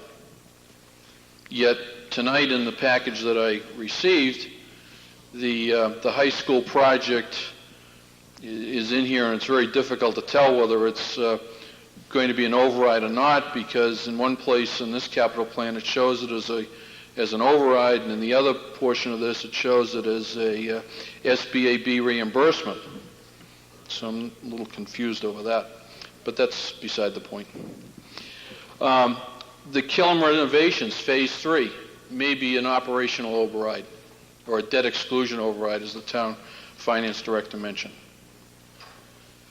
I happened to ask Dr. Haratunian this evening, and I will just ask him so I don't misquote him, but the state is looking, the governor has his pen out and is looking to do a significant veto of the current year's state budget. And whether that survives that veto, whether it's overridden in the legislature before they recess, that could be something in the vicinity of, is $500,000 a reasonable figure? And that's a potential problem.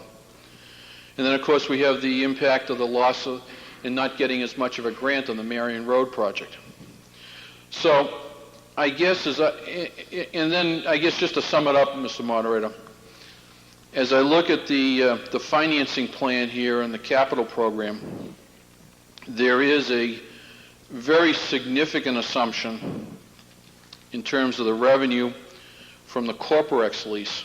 Some $1.9 million of funds are used to balance this capital plan with Corporex. There's also a very significant amount of money assumed to come back for the SBAB reimbursement of the high school. And so, Mr. Moderator, what I have concluded, despite the fact that I see the statistics and I understand there is a need to do something with the children, I have personally concluded that I cannot support a fifth school. That's consistent with where I've been all along. And I'm looking to see that we could come up with some different solution to address this. Reading's always been creative. But that's the reason why I'm not going to support this one tonight. Thank you. Further discussion? Mr. Hackenbluckner? There have been a lot of questions raised, and if I can just bring some clarity to some of them. Fred, on the issue of the high school, it is an SBAB project and it is an override, and yes, in fact, you can do both. Basically, if you do a Prop 2.5 override for debt exclusion, the difference between the between the project cost on an annual basis and the SBAB reimbursement is what goes on the tax bill until that bill is paid off. So they're not mutually exclusive. I think a lot of people have said, I think Mr. Graham said and the finance director said, this project is with risk. There is some financial risk to the town. You have a scenario, and it's just numbers and assumptions that are plugged into the scenario, one of the 200 that we've run, on a financing plan for the capital improvement program, which includes this school. They're reasonable projections at this time. I don't want anybody in this room to think that the Corporex deal is not going through and is dead. We're working our very hardest with Corporex to make sure that it does in fact happen, and they are very motivated to make it happen. It's not a done deal. It won't be a done deal until the first building is up. All of the financial assumptions that we've made, though, are very conservative. They're conservative in the Corporex funding coming forward to help support the capital plan. It's not this year, it's not next year, it's the year after, and it's in very short dribs and drabs throughout the remainder of the capital plan. So we're not saying We need $1.9 million from Corporex on January 1st, 2000 in order to make that capital plan work. It is intentionally a very conservative plan because of that. If the project is needed, and if town meeting members are convinced that the project is needed, then the issue is before you. The way most of our neighboring communities have gotten through, and I think it's a credit to the town in many ways that we have not gone this route to date, is with Prop 2.5 overrides. Stoneham, 4 schools, Prop 2.5 override. Wilmington, Prop 2.5 overrides. North Reading, Prop 2.5 overrides. And you can go through a list over and over for the surrounding communities. We've built $30 million in school projects in this town over the last 8 years without a Prop 2.5 override. We had one attempt. It did not succeed. We went forward and tried to develop a form and a system to make that project happen. And we did. So had we gone that route and gone the route that other communities have, which is to do all school projects or all major municipal projects with Prop 2.5 overrides, we would be paying, as taxpayers, in addition to our annual tax bills, we'd be paying off those overrides. We have tried very hard in a very disciplined way not to have to do that. It may be that for some of the other projects, the high school we've talked about certainly needs a Prop 2.5 override. There's no way we can afford $42 million within our current tax rate. It may be as we look at some of the other projects, depending on what happens with Corporex and landfill closure and some of the other things, that we have to consider those as Prop 2.5 overrides. So there's nothing in the capital plan, financing plan that's set in stone. But that's the way other communities have done it. They have a bigger tax base to start with in terms of commercial development versus residential development. They have a higher assessed valuation behind every kid, and they've gone to the ballot box and they've gotten Prop 2.5 overrides to do some of the major projects, which we have not had to do to date. Further discussion. Mr. Cowell?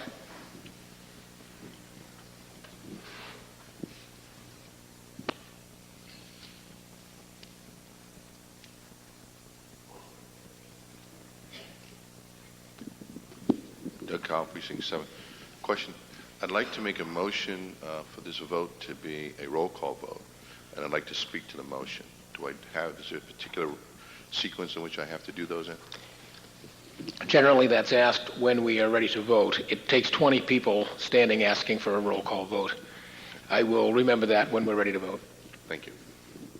Further discussion. Oh, did you have more? I'm sorry. Yeah, I was going to speak to the issue. Oh, go ahead. That was my main question. My concern here is, I think the figures that we've brought out, for a reasonable person, we are concerned, all of us, in cost and being able to go forward. I see that nothing is written in stone. I don't think any of us can look into a crystal ball and know what tomorrow is going to bring. On the other hand, one of the two most glaring things that have been brought before me today is the fact that we have the children here, and we have more coming. So we have a choice. We are either going to build a facility that is going to be credible and equal to the facilities that we have, or we're going to put those children in trailer park education. So we're either going to be for positive education and building a system that maintains the high rate that we already have, or we are going to decide that we're going to take another road, turn 180 degrees around, and start the decline of our education system. First and foremost, it's been brought out to us, and anybody in real estate will back this up, that people come to Reading because of its locality and its great education system. We also come to Reading, as has just been stated, because we got a better run town. We have a lower tax rate, lower base than Stoneham, and all the towns around us, because we haven't gone through these overrides. We have an opportunity to financially get the state of Massachusetts to spend our money in our town. If they don't spend it here, they will spend it somewhere else. That's 2/3, 67%, or 66%, however you want to round it up. Prudently, it's the only way to go. Because if we don't, if we say, no, we're not going to, we're going to be sit with the same children at the door. And where are we going to put them? So I fully support this program, and I ask the membership to pass this in the first vote. Ms. Grimm? I'd like to answer Nate White's questions. Nate made an important point that if for some crazy reason tonight we defeated this, or if it passed tonight and it went to referendum and it was defeated again, we will still be back in the spring looking for an operating override. So regardless of what happens to this project, we still have an operating problem in the spring. The Dividends Road project at $9.1 million, we are responsible as a town for $3 million worth of principal. If you take that out over the full 25 years of financing, it will cost $16.7 million, and Reading's share is $5.5 million. That's where that number comes from. That's our 33%. The Barrows project is now estimated at $7,100,000, and our share of the principal of that project is at about $2.4 million. So the $3 million and the $2.4 million of principal is where that $5 million number, 5.4 million, 5.5 number is coming, Nate. That is, people are referring to the principal that the town of Reading would owe. If you take that out, again, the 20 to 25 years of financing, the net cost for Barrows is just a speck over $4 million. The two projects combined over 25 years is $9.7 million. So your numbers, Nate, weren't too far off, but that includes financing over 25 years. It's just like when you go to your mortgage closing and you see what that $200,000 house is going to cost you over 30 years, you almost fall off your chair and then you sign the document.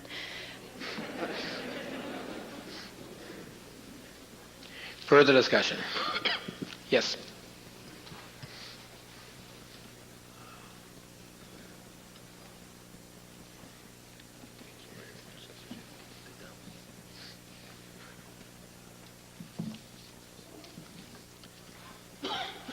Thank you, Mr. Moderator. Michael Lenahan, Precinct 6. I stand before town meeting tonight to make several points in support of this article, but before I do, I'd like to say that I was asked by many of my neighbors in Precinct 6 to convey their strong support for the project as well. Over the past year, I've studied the issue at length and have carefully considered the various viewpoints. In the end, however, the facts are very compelling and have led me to the conclusion that the town truly needs this project and that it makes strong financial sense to implement it. If we don't, I'm convinced that we will eventually have to spend the same amount of town money and we will get much, much less value for it. One of the positive aspects about this issue to me, though, is the healthy debate and discussion in affirming the project. Unfortunately, I've also heard arguments against the project based really in opposition to the concept of public schools. I ask tonight that as town meeting discusses the constructive questions and concerns at hand, that we not be distracted by some misleading arguments that are actually meant to remove support for our public schools. In preparation for the meeting tonight, I talked to several people in Precinct 6 who told me they voted against the project in January, but now say that they support it. Their reasoning in January was that they didn't have an opportunity to fully study the facts and figures and that they had some unanswered questions. Almost a year later, however, with the situation being explained to the general public again, with more public meetings and discussion, they now feel their questions have largely been answered and that they now support the project. Also in preparation for this meeting tonight, I spent some time reading the book At Wood End, which provides an excellent history of Reading and is full of interesting pictures and maps.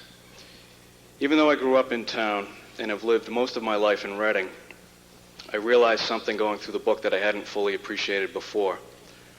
And that is, the town of Reading has taken the issue of education and educational space needs very seriously for a very long time. Since the early days of Reading, the town recognized the population changes that were occurring, and people worked together to develop good solutions to the need for additional school space. These solutions obviously included new school building construction, And I imagine that when each school project was proposed to town meeting, there was a good debate, and I'm sure that there were always people opposed to school construction. The town, however, seems to have always worked together in a responsible way to address the needs of our time. According to At Wood End, the results for Reading seem to have been very good. And the book has some great photographs of schools built over the years. That's right. The two pictures at the top are from the book. Schools, however, have also been closed for various reasons, including 4 elementary schools from 1977 to 1984.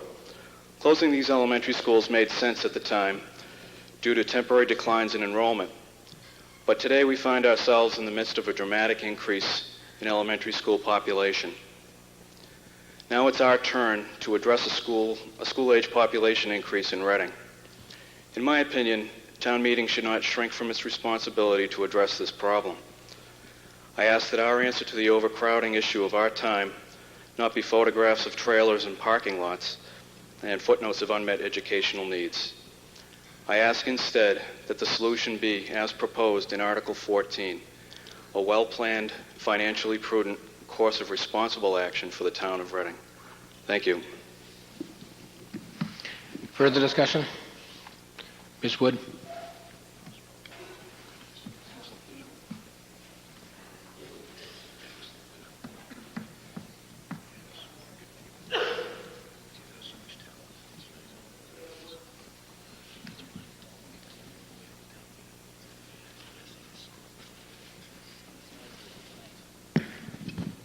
Gail Wood, Precinct 2. I have to say that I agree with a lot of what Fred Van Magnus said. I don't think he was questioning the school enrollment numbers. I can tell you I'm not questioning the school enrollment numbers because I haven't heard any better reason to question them than to accept them. I'm assuming the school department knows how many kids are in their school. I think the birth numbers are true, whether those kids hang around to go to school or not. They have to assume they do, so I'm not questioning the numbers. I'm not questioning the reimbursement because I'm an optimist. I figure we are going to get reimbursed all of that money.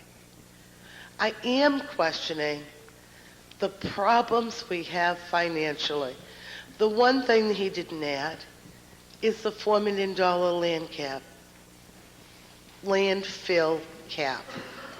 Now, I certainly hope Mr. Heckenbleckner is right and they're going to do something with Corporex or anybody else.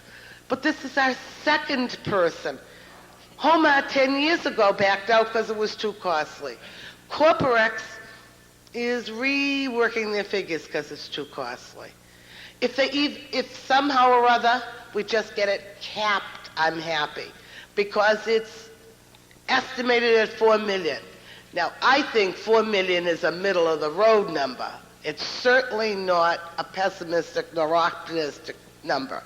I've heard people say, oh, we'll do it for $1 million. I doubt it. Somebody else says $21 million. I hope not.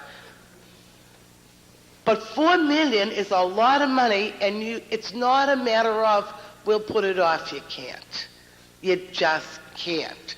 As long as you have Corporex on the hook, you can. As long as they stay there and they're going to do it, you can get an extension.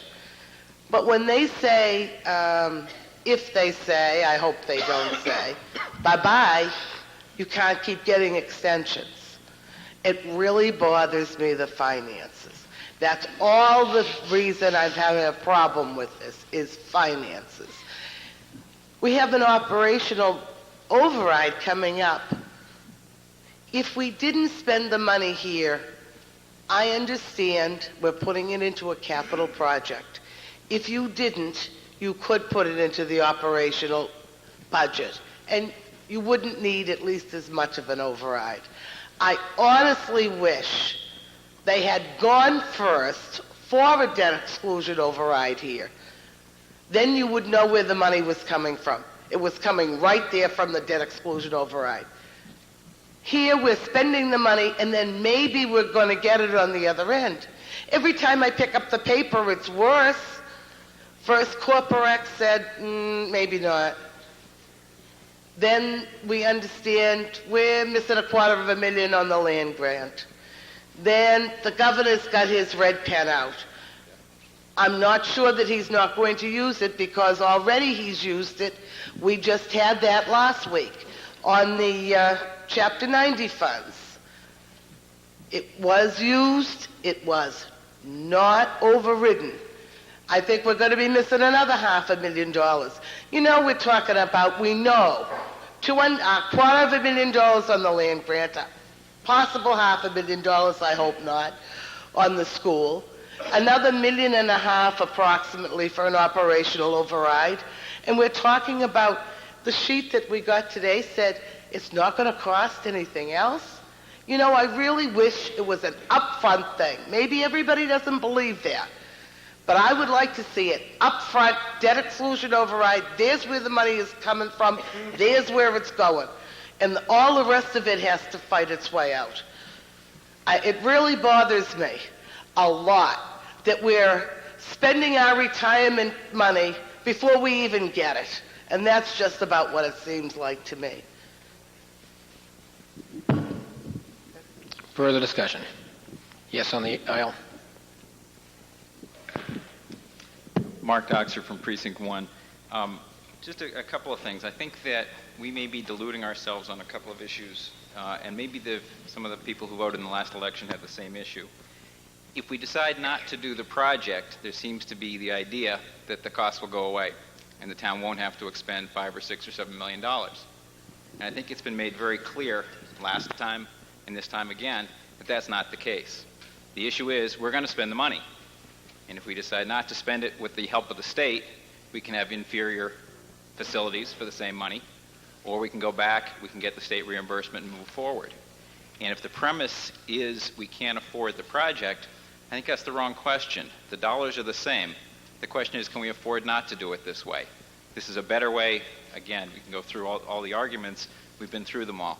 It's better economically. It's better for the kids. It's the right solution to make. Further discussion? In the middle on the right, yes.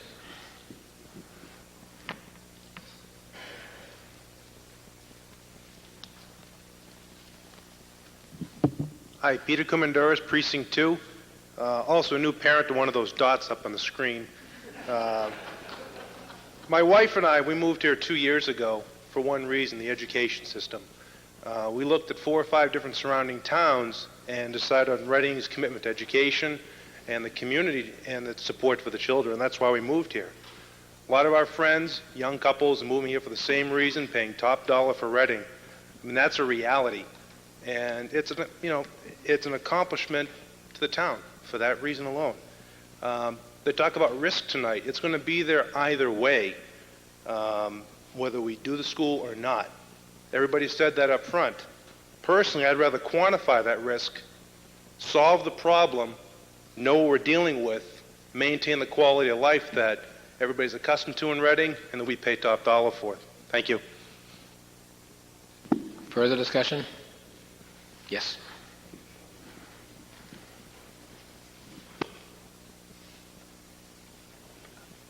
Peter Brown, Precinct 7. Thank you, Mr. Moderator. I guess there are 2 points that I'd like to make tonight. But just so that there's no ambiguity, I am in complete support of the motion to build a new school. I too have 2 dots that are going to be on their way, hopefully to new barrows. I have 2 concerns. One is that the people who say no, we can't afford it, don't address the issue of where the children go. We stood here a year ago and town meeting overwhelmingly passed this. When we were in Parker Auditorium, I thought it was very prophetic that night that we stood in Parker's beautiful renovated building, and it was the vision to renovate Parker and the vision that town meeting had to do that project. We were in this lovely auditorium, and that was the fruition of all the hard work that people had put into it. It was appropriate that we voted for the new school building and it was unfortunate, I think, that the message didn't get out to the community and that it was defeated by a vote of the public at large. So for the people who say no, for Fred, who I have great respect for, when you say we're a creative town meeting, we can find an alternative. Well, what is your alternative? It's been a year. What is it? Mr. Brown, what is your alternative? Where are the kids going to go? They're here. They're coming. Where should they go to school? In terms of the centralized kindergarten issue, Russ, I'd like you to address why that is not a good plan. And the last thing I'll say is that in my precinct, Precinct 7, I'm hearing a lot of mixed things from my constituents. There are a lot of people who are very quietly not supporting the school. I have no doubt tonight that town meeting will once again overwhelmingly approve this article. The problem is that when we go out to the community, and this time we really have to go out to the community and explain why we need the new school, I think that the community at large still does not understand the importance of the issue. And when Nate says, after hearing the presentation tonight, gee, there were 2,000 students who came here in 1970, there's plenty of room, that message still needs to get out to the community. We need to address why centralized kindergarten isn't the right solution for this building. We need to still address why this school is not appropriate for today's educational needs for 2,000 students. These questions aren't going to go away, and the people who support the school need to get out in the community and explain why we need a new school. And unless we're successful doing that, our successful vote tonight, I don't think, is going to meet with a positive approval. And Mr. Brown, I ask you not to ask the citizens to override this. The town meeting is clearly going to vote in favor of this motion tonight, and we need this school. We don't need no, no, no, no, no. We need yes for the children of Reading. Thank you. Mr. McDonald? Did you have your hand up? Yes. Thank you.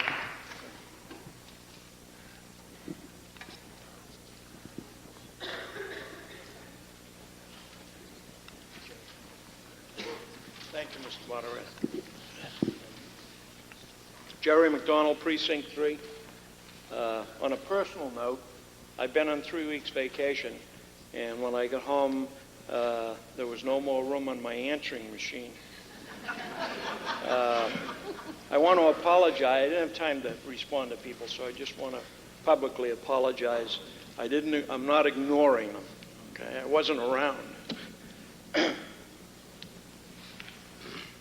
I'm going to try to be very brief, and avoid being repetitive, because I know everybody wants to get to the vote. From what I can gather, from what I've heard, the financial picture of the town is not too great. I think everybody understands that. The Corporix deal may or may not go. We may end up being forced to cap the dump ourselves if things don't work out.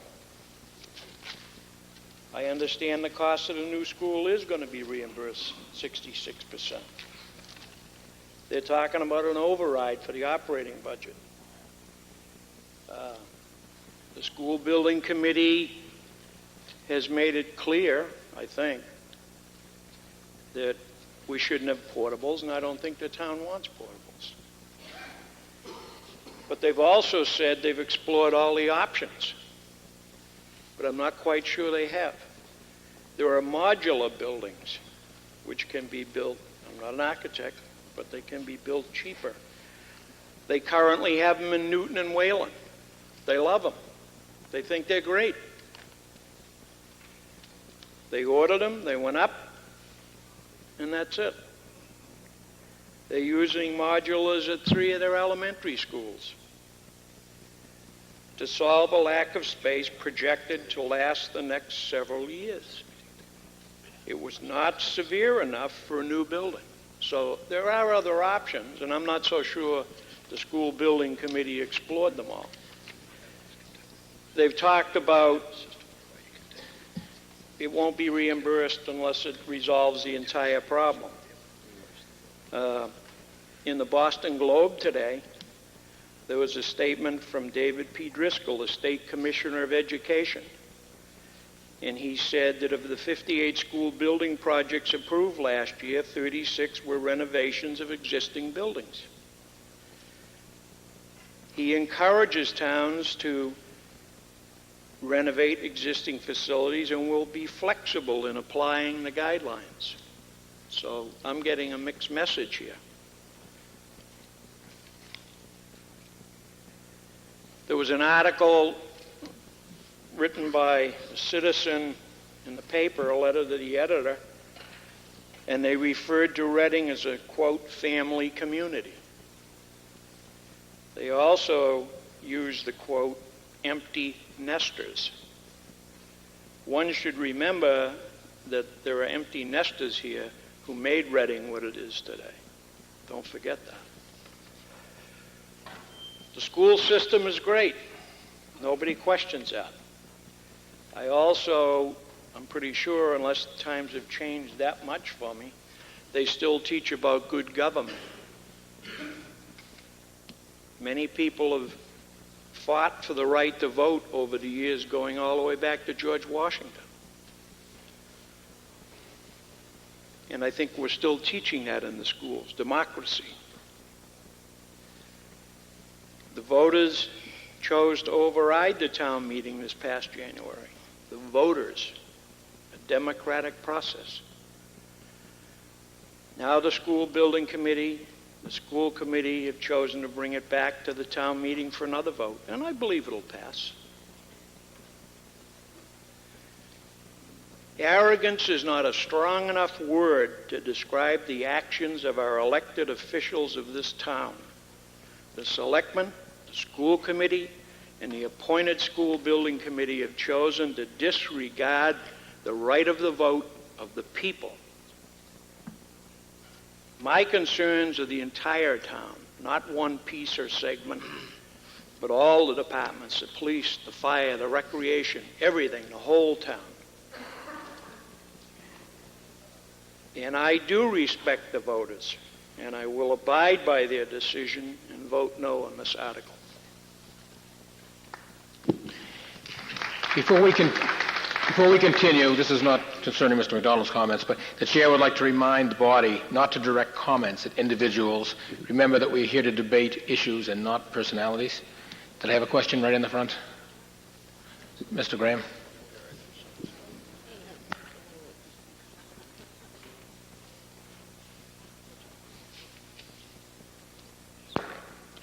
Perhaps, Mr. Moderator, more answers, I hope, than questions. One, while Mr. McDonald was away on vacation, there was quite an article on those modular classrooms that he speaks of. I read it. It was interesting.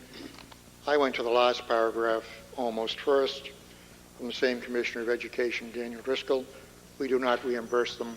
We have not been convinced that they are the correct answer for space in the educational area. As to those of us who are arrogant because we bring back to town meeting a problem the town meeting must deal with, let me only say, if you truly believe that we had better carry out the will of the people, there wasn't one vote, there was 2 votes. Let's proceed to spend $7 million to add on to Barrows and have less classroom space. Does anybody find that a little silly? I do not believe that the voters of the town of Reading, had they understood that, would have voted that way. And if they would, certainly we have some obligation to step forward and tell them what, in fact, the results would be. That's not arrogance. It's common sense. It's serving those people. As to renovating, and the Commissioner of Education saying he likes to do so, why don't we go over to Coolidge? Why don't we go over to Josh Reedon? Why don't we go over to Birch Meadow? We already know that. We've already done it. And if you could renovate these buildings properly and solve your enrollment problem, they'd be delighted to do it. You can't. And so they're not delighted to do it. If you wanted to just go back and say to them, let us renovate those buildings and ignore the enrollment problem, they're going to tell us, sorry people, you've already spelled it out for us. We know you've got an enrollment problem, and you must solve that. We're not going to give you money to renovate a school, knowing full well you may be back 2 years from now saying, we're going to tear down everything you renovated to meet the enrollment problem. They're not silly either. I think there are a number of other questions. There have been so many, I'm not quite sure.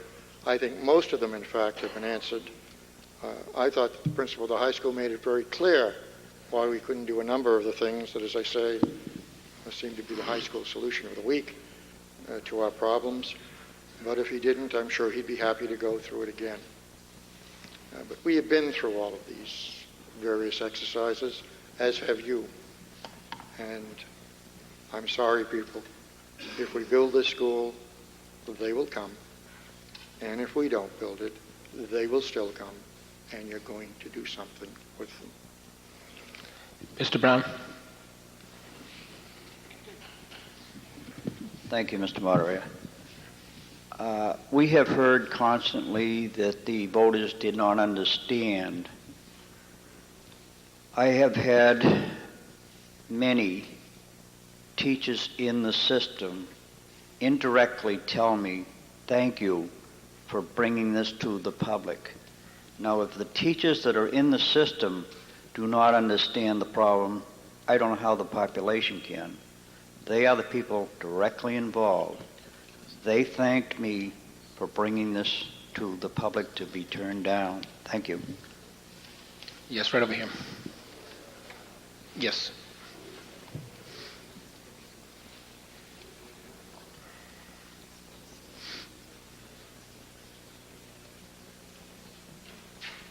Michael Flammia, Precinct 6. I don't think that our town officials are arrogant. I think they're courageous. They believe in this, despite whatever the popular opinion might be in the town, because they believe in it, because they think it's the right thing for the town. It's being presented again, and I don't find that arrogant at all. And how can you be afraid or appreciate the democratic system and be afraid to put another vote to the people? It doesn't make any sense. There's good news and bad news as far as I'm concerned regarding the landfill. The bad news is Corporex is taking another look at the deal based on some additional information they have, but they're still very interested. And the good news is there was substantial interest in this piece of property when it was put out to bid. There are a number of companies interested in this property. Now, the selectmen, I think, made the right choice in picking the developer that had a project that would most benefit the town. But that doesn't mean that there weren't other projects in there that were worthy and could get done if the Corporex deal does not go forward. So I think based on the interest, the substantial interest that was shown in that property, there is every likelihood that property will be developed and will be capped. And just one comment on these portable classrooms. I have a daughter. I have two dots that haven't gone to school yet, but I also have a daughter that did attend kindergarten in one of the trailer portable classrooms last year, and she's now in first grade in a regular classroom. And the difference is incredible. I commend the teachers that teach in those portable classrooms. They do a fantastic job despite the situation. But you have to, it's very difficult not to appreciate the difficulty in teaching a classroom, particularly the size of these classrooms are growing, and to be in these small areas, it makes all the difference in the world. So I just don't, I think that to consider some more portable classrooms as an acceptable alternative is just plain wrong. Thank you. Further discussion? Yes. Ms. Cogley.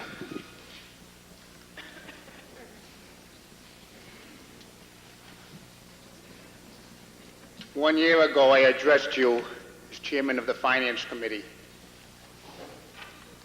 Gave you my report, and as I left here that evening, walking down that aisle, I heard one tune going through my head constantly, It was a tune done by Bill Ives, an old favorite of mine.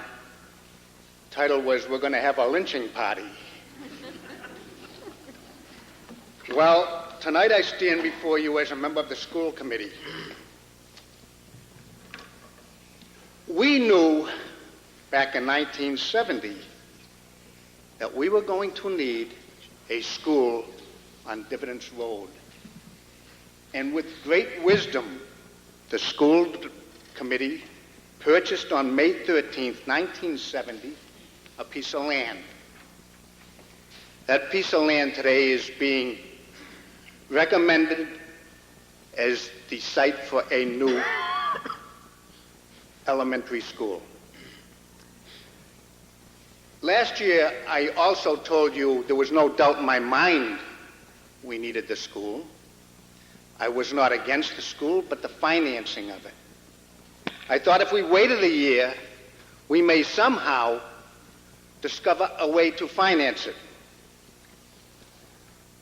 Well, a year's gone by, and I can honestly say that we're in no better, but probably worse financial shape. But it is very evident to me that we're not going to get in any better shape in the near future. So, yes, we need the school, and I firmly and solidly have to back this program. I was elected by the voters of the town of Reading to be on this school committee, to provide for them the best educational system possible. I think this is a necessity. These children are not going to go away. But even more important than that, we've got to do planning, and where do you start? You start at the beginning. The beginning, to me, is right here in your elementary schools. We have another article that's coming up next. That is really the beginning, but I don't want to get into that at the moment.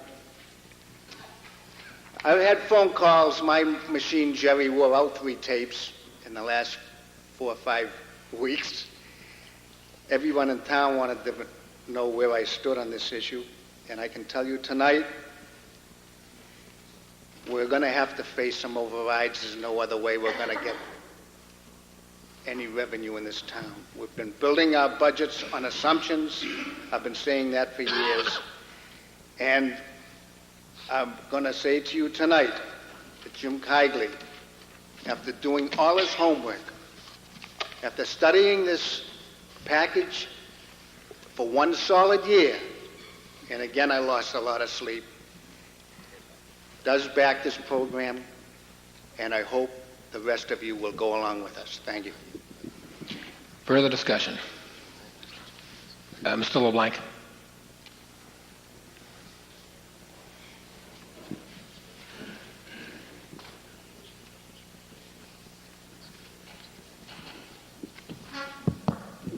Phil LeBlanc, Precinct 2. I don't want to make the doom and gloom deeper, but I want to ask if there might be a lawsuit hanging in the horizon. In their infinite wisdom, the selectmen denied a cellular antenna on the water tower and were threatened with a lawsuit for restraint of trade, etc. Has that lawsuit been filed? And if so, where does it stand? And what are the damages, etc., being asked? This may be something that has got no consequences, but it might be a huge cost hanging over our head, which we should know now. Mr. Hagenblick. Sprint has filed a lawsuit against the town. They are asking for $1 million in damage, and the town does have insurance that at least partially covers it. How partial is partial, Peter? We have a deductible of it's either $5,000 or $25,000. I don't remember off the top of my head, but it should be covered. The board's been in discussion with Sprint, but that's as far as we can go at this point. Are they entitled? Mr. LeBlanc, is this tying in with the school? This is tying into everything else that was being discussed as to the debt that we may occur with this and everything else that goes along with what has been discussed, the water treatment plant, everything else that's to get a clear picture of where we stand if we're going to put ourselves in debt. Yes, I think it does. I'll leave it up to you, Mr. Moderator. That's your call. Do you have another question? Yes, I do. Well, continue. Okay, they filed for $1 million. Are they entitled to treble damages?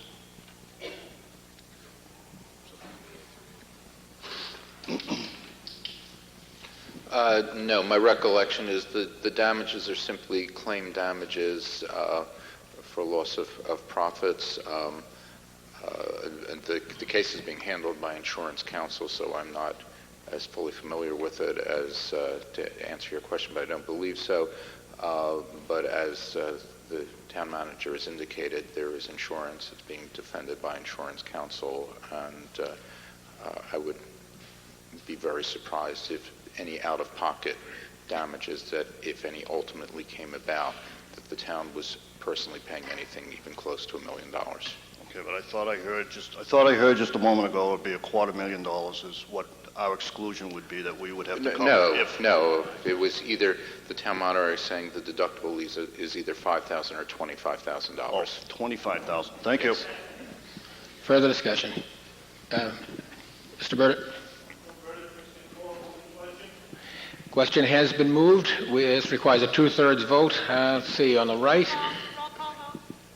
Well, we'll get to that. First of all, we'll see if the question has been moved. Who have we got here? Ms. Wood, would you take the right side and as well as the front? Yes. Oh, I'm sorry. Would you do the honors? I didn't even notice you there. Yes, sure. Okay, you take the middle. Mr. Crook, would you take the center? And let's see, Ms. Russell, would you take the left and the front? What do you have a question? Point of order?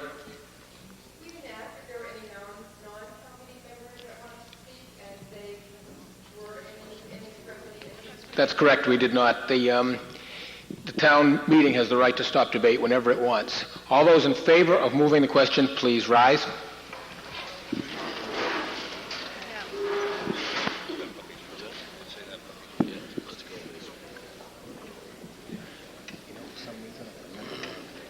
What's his name?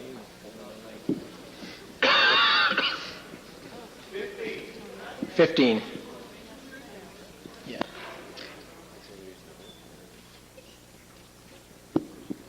Right.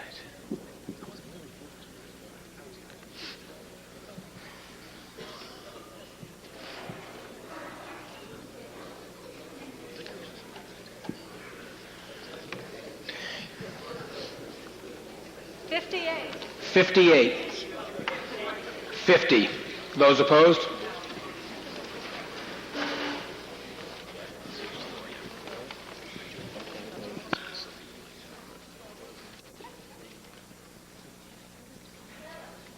Seven. 20. 13. The vote being 123 in the affirmative, 40 in the negative, the question has been moved. Earlier, we had somebody ask if we could have a roll call vote. We need 20 people to ask that. Point of order? If there is a roll call vote, Robert's rules state that you cannot abstain, nor does the moderator have a right to ask for abstentions. Point of back order. According to Robert's rules, Looking at, but the ones that I read said you can abstain. You can abstain, but you do not have the right to say that you abstained.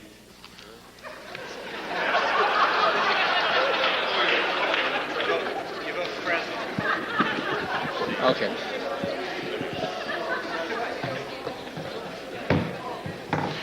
Robert's Rules of Order says on page 88, he may prefer to abstain from voting.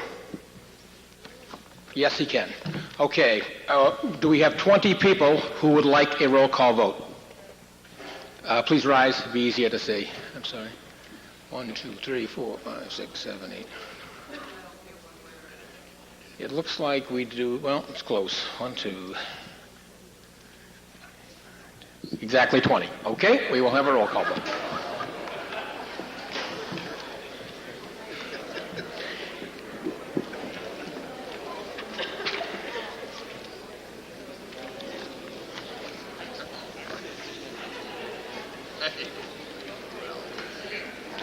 What is the difference?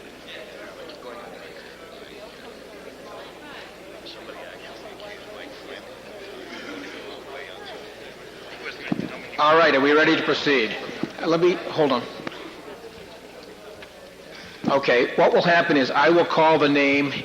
Please, when your name is called, please say yes or no. Yes being in favor of the original motion, no being opposed. Precinct 1, Richard W. Anderson. James E. Barry. Benjamin A. Roy. Yes. Lawrence D. Chomsky. Yes. Susan Bryant Conley. Herbert W. Converse. Mark L. Doxer. Yes. Catherine S. Durant. Nancy L. Eaton. Pardon me?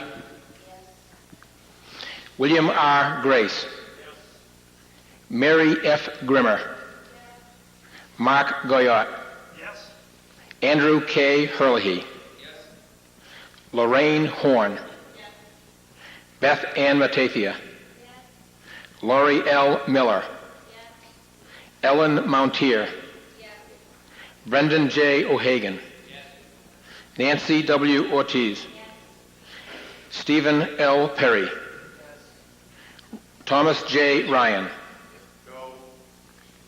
Jane M. Spano. Nancy H. Stager. James K. Taylor. Precinct 2, Virginia M. Adams. Alan D. Beaulieu. Michael A. Burke. Work.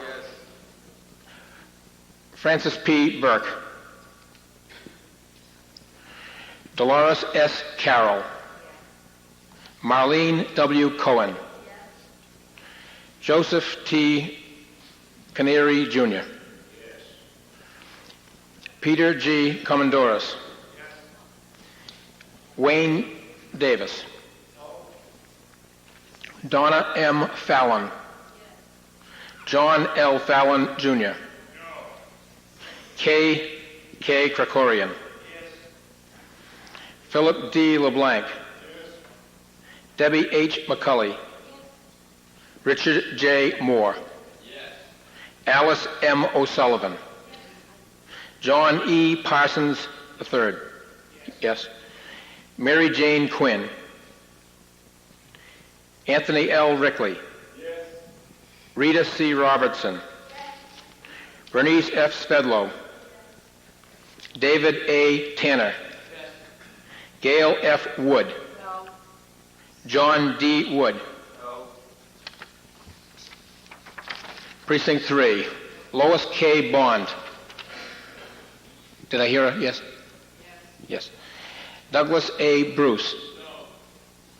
Robert J. Coffey. Stephen L. Crook. Roberta C. D'Antona. Jean M. Duran. Joseph D. Gatta. Alice C. Grau. Brian Hodgkins II. Timothy J. Houston. Paul A. Johnson. William F. Lavoie. George E. Lonergan, Jr. Gerald L. McDonald. Catherine L. Martin. Stephen G. Austin. Edwin Vargas. Jacqueline S. Wallace. Wendell T. Wallace. Lance Watson. Ronald L. Wood. Precinct 4, Martin J. Bennison. Willard J. Burdett. Michelle A. Carrick. Stephen M. Connor, Randy S. Gerhardt, Nancy M. Graham, Russell T. Graham, Glenn M. Hartzler, Sally M. Hoyt, Mark W. Jackson, Susan B. Kalmakis, David Lotman, Robert W. Lelisher, Richard F. McDonald, Thomas J. Mehag, Philip B. Pacino, Sharon L. Peterson, Leora E. Roberts, Everett J. Roscoe, Jr., Robert S. Salter, Edward G. Smethurst, George A. Theophanis, Timothy R. Toomey, Mary S. Ziegler, Precinct 5, Camille W. Anthony, Henry J. Bardall, Jr., Jonathan E. Barnes, Jonathan Barnes, sorry, Regina M. Cancelleri, Susan C. Kavicki, Ruth L. Clay, Andrew P. Connolly, Christopher R. DeMatti, Joseph G. Duffy, Paul C. Dustin, Robert L. Fuller, Brevard S. Garrison, Catherine M. Greenfield, Eleanor K. Higgett, Catherine R. Kaminer, Paul A. Kelly, Timothy J. Kelly, Lawrence E. Mabius, James B. McGrath, Eileen C. O'Shea, Peter J. O'Shea, Charles R. Robinson, Michael F. Shea, Kathleen S. Vaccaro, Precinct 6, Robert A. Brown, Christopher R. Campbell, Stephen A. Chapman, Brooke W. Chipman, Ralph A. Colarusso, Kevin M. Douglas, James J. Fandel, Michael P. Flamia, James B. Francis, Diana M. Kane, James A. Kigley, Michael P. Linehan, Robert R. Lynch, Jacqueline A. Mandel, Alexander McCrae, Mary Ellen O'Neill, Gail Phillips Spence, Stephen P. Quigley, Diane M. Slazak, Michael F. Slazak, William H. Watt, Nathan C. White, Drusilla Wood Beckwith, Precinct 7, Peter A. Brown, John E. Carpenter, Kathy E. Comito, Douglas R. Cowell, Joanne T. Cosolito, Donald E. Doe, Carmen Doodley Redfern, John R. Gretchen Jr., George V. Hines, Mark Johnson II, Norman F. Kozlowski, William C. Leach, Peter D. Leahy,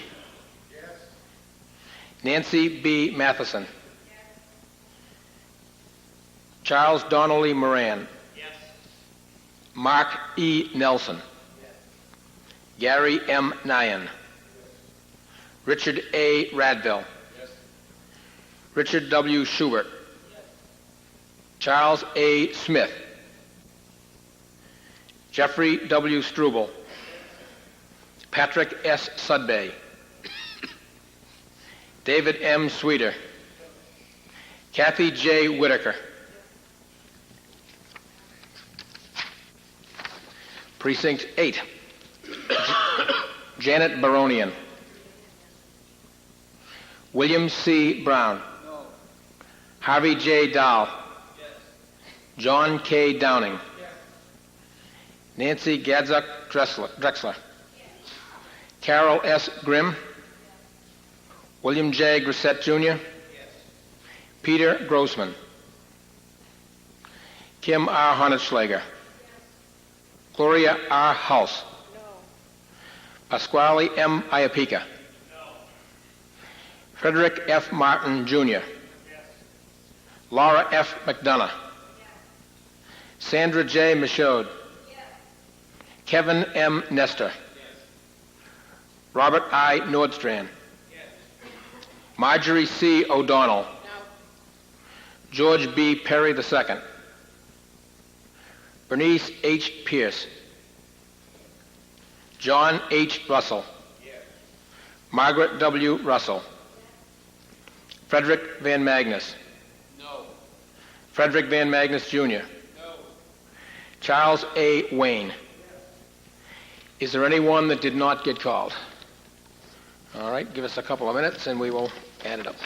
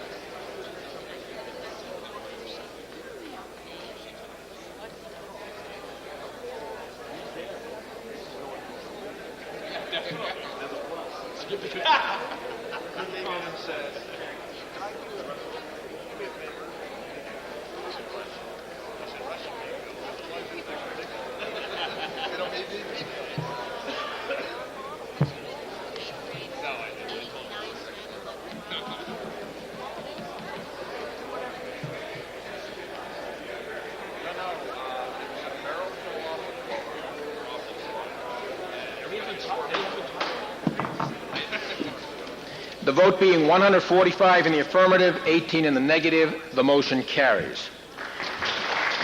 Ms. Grimm?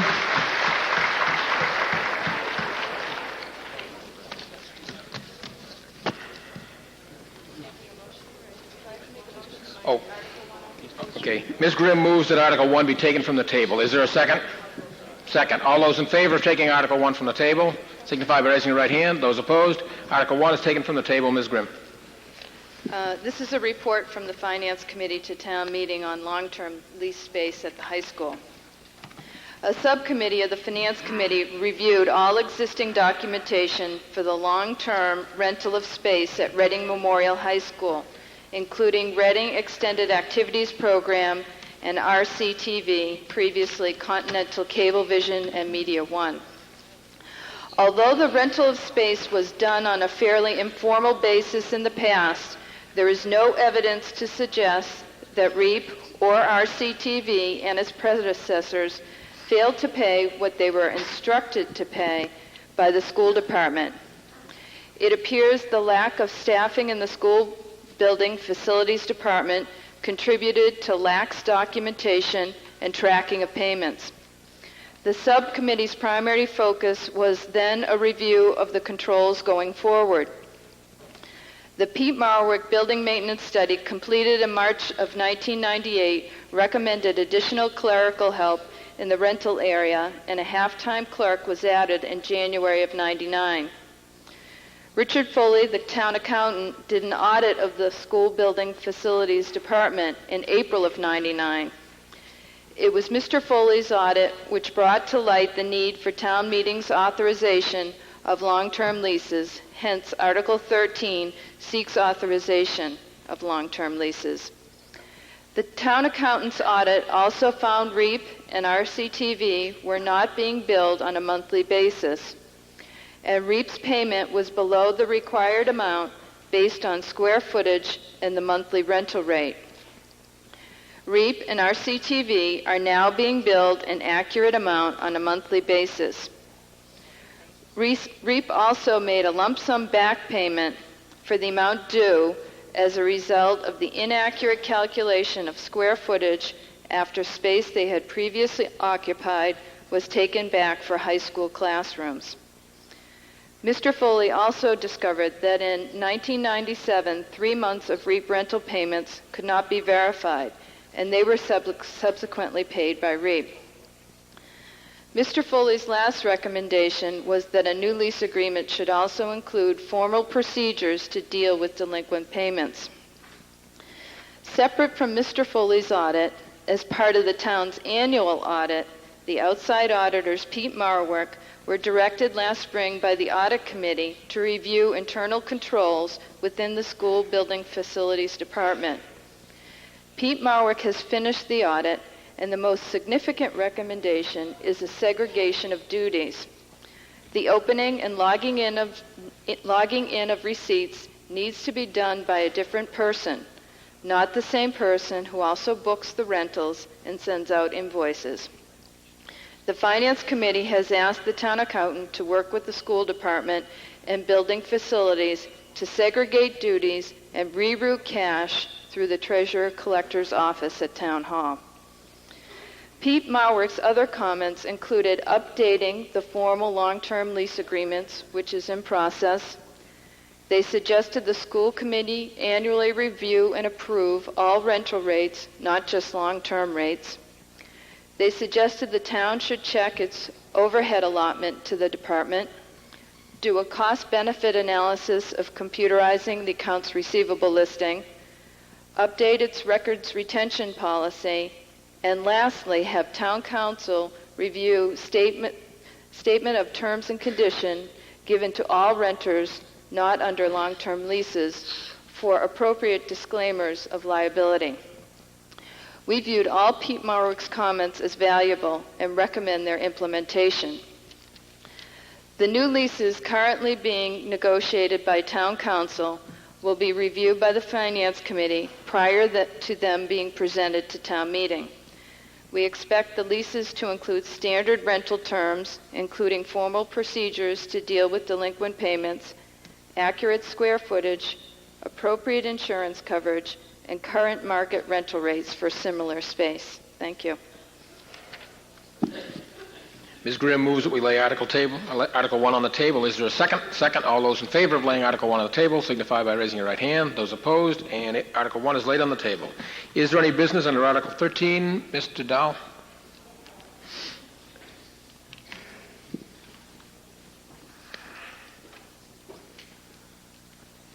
The school committee currently has the town accountant,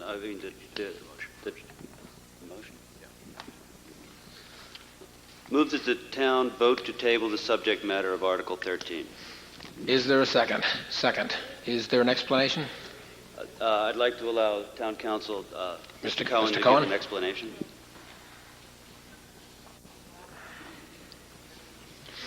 Thank you, Mr. Moderator. The reason this is being tabled this evening is that we have not yet finalized leases for the space in the high school. We had hoped that they would be finalized, but we are still under discussion with the two parties involved. And as you just heard in the Finance Committee's report, once the leases are finalized, they will be reviewed by the Finance Committee to make certain that they comply with their recommendations and the town's auditor's recommendations, and before they are brought to town meeting for further approval. All those in favor of laying this article on the table, please signify by raising your right hand. Those opposed, and it is laid on the table. I understand we have some business under Article 5. Mr. Hines.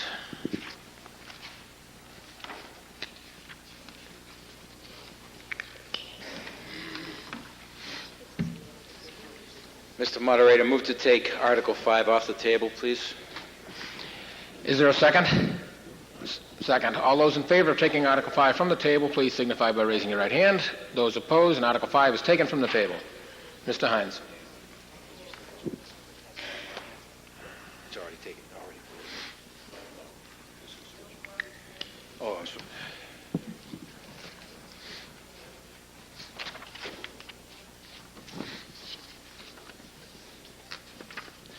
Mr. Moderator, motion under Article 5, move that the town vote to authorize the Board of Selectmen or the town's nominee, the Reading Housing Authority, to acquire all or any part of the following described parcel of land in fee or rights of easement therein by eminent domain under the provisions of Chapter 79 of the General Laws of the Commonwealth of Massachusetts, or to acquire said parcel of land or any part thereof in fee or rights of easement therein by gift, purchase, or otherwise, for general municipal purposes, including parking and housing, public parking and housing, and appropriate to the Board of Selectmen the sum of $1 to pay for appraisals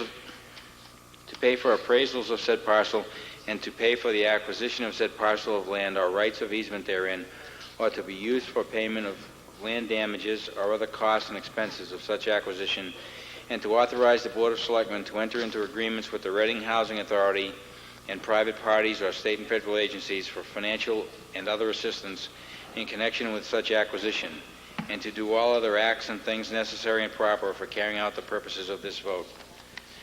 The land commonly known as and numbered 75 Pleasant Street, shown on Board of Assessors Rev. January 1st, 1997, map 65 as Lot 6, consisting of 18,700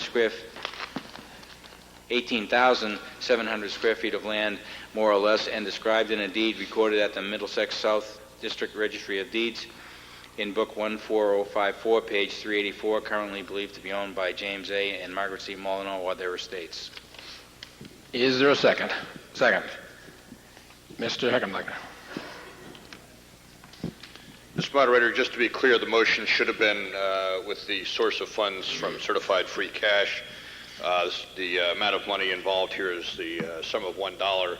I told you when we made a presentation to table this at last Monday's meeting that it might come back for sort of a technical action by town meeting, and I'm told by town council that that action is required. The deal with the property owner is with the town of Reading, not the housing authority, and because of that, the town needs to be involved in it this way. So our risk, if you will, is $1. The housing authority will stand in for the town and actually do the acquisition of this property. And as we said, at some point in the future, we hope to come back to you with some kind of arrangement whereby we acquire a portion of the land from the Reading Housing Authority and add it to the abutting municipal parking. Do you have a further explanation, or are you all set? No? I have a quick question. Normally pardon me? 2/3. Okay. That's what I intended. Okay. FinCom report. Ms. Grimm.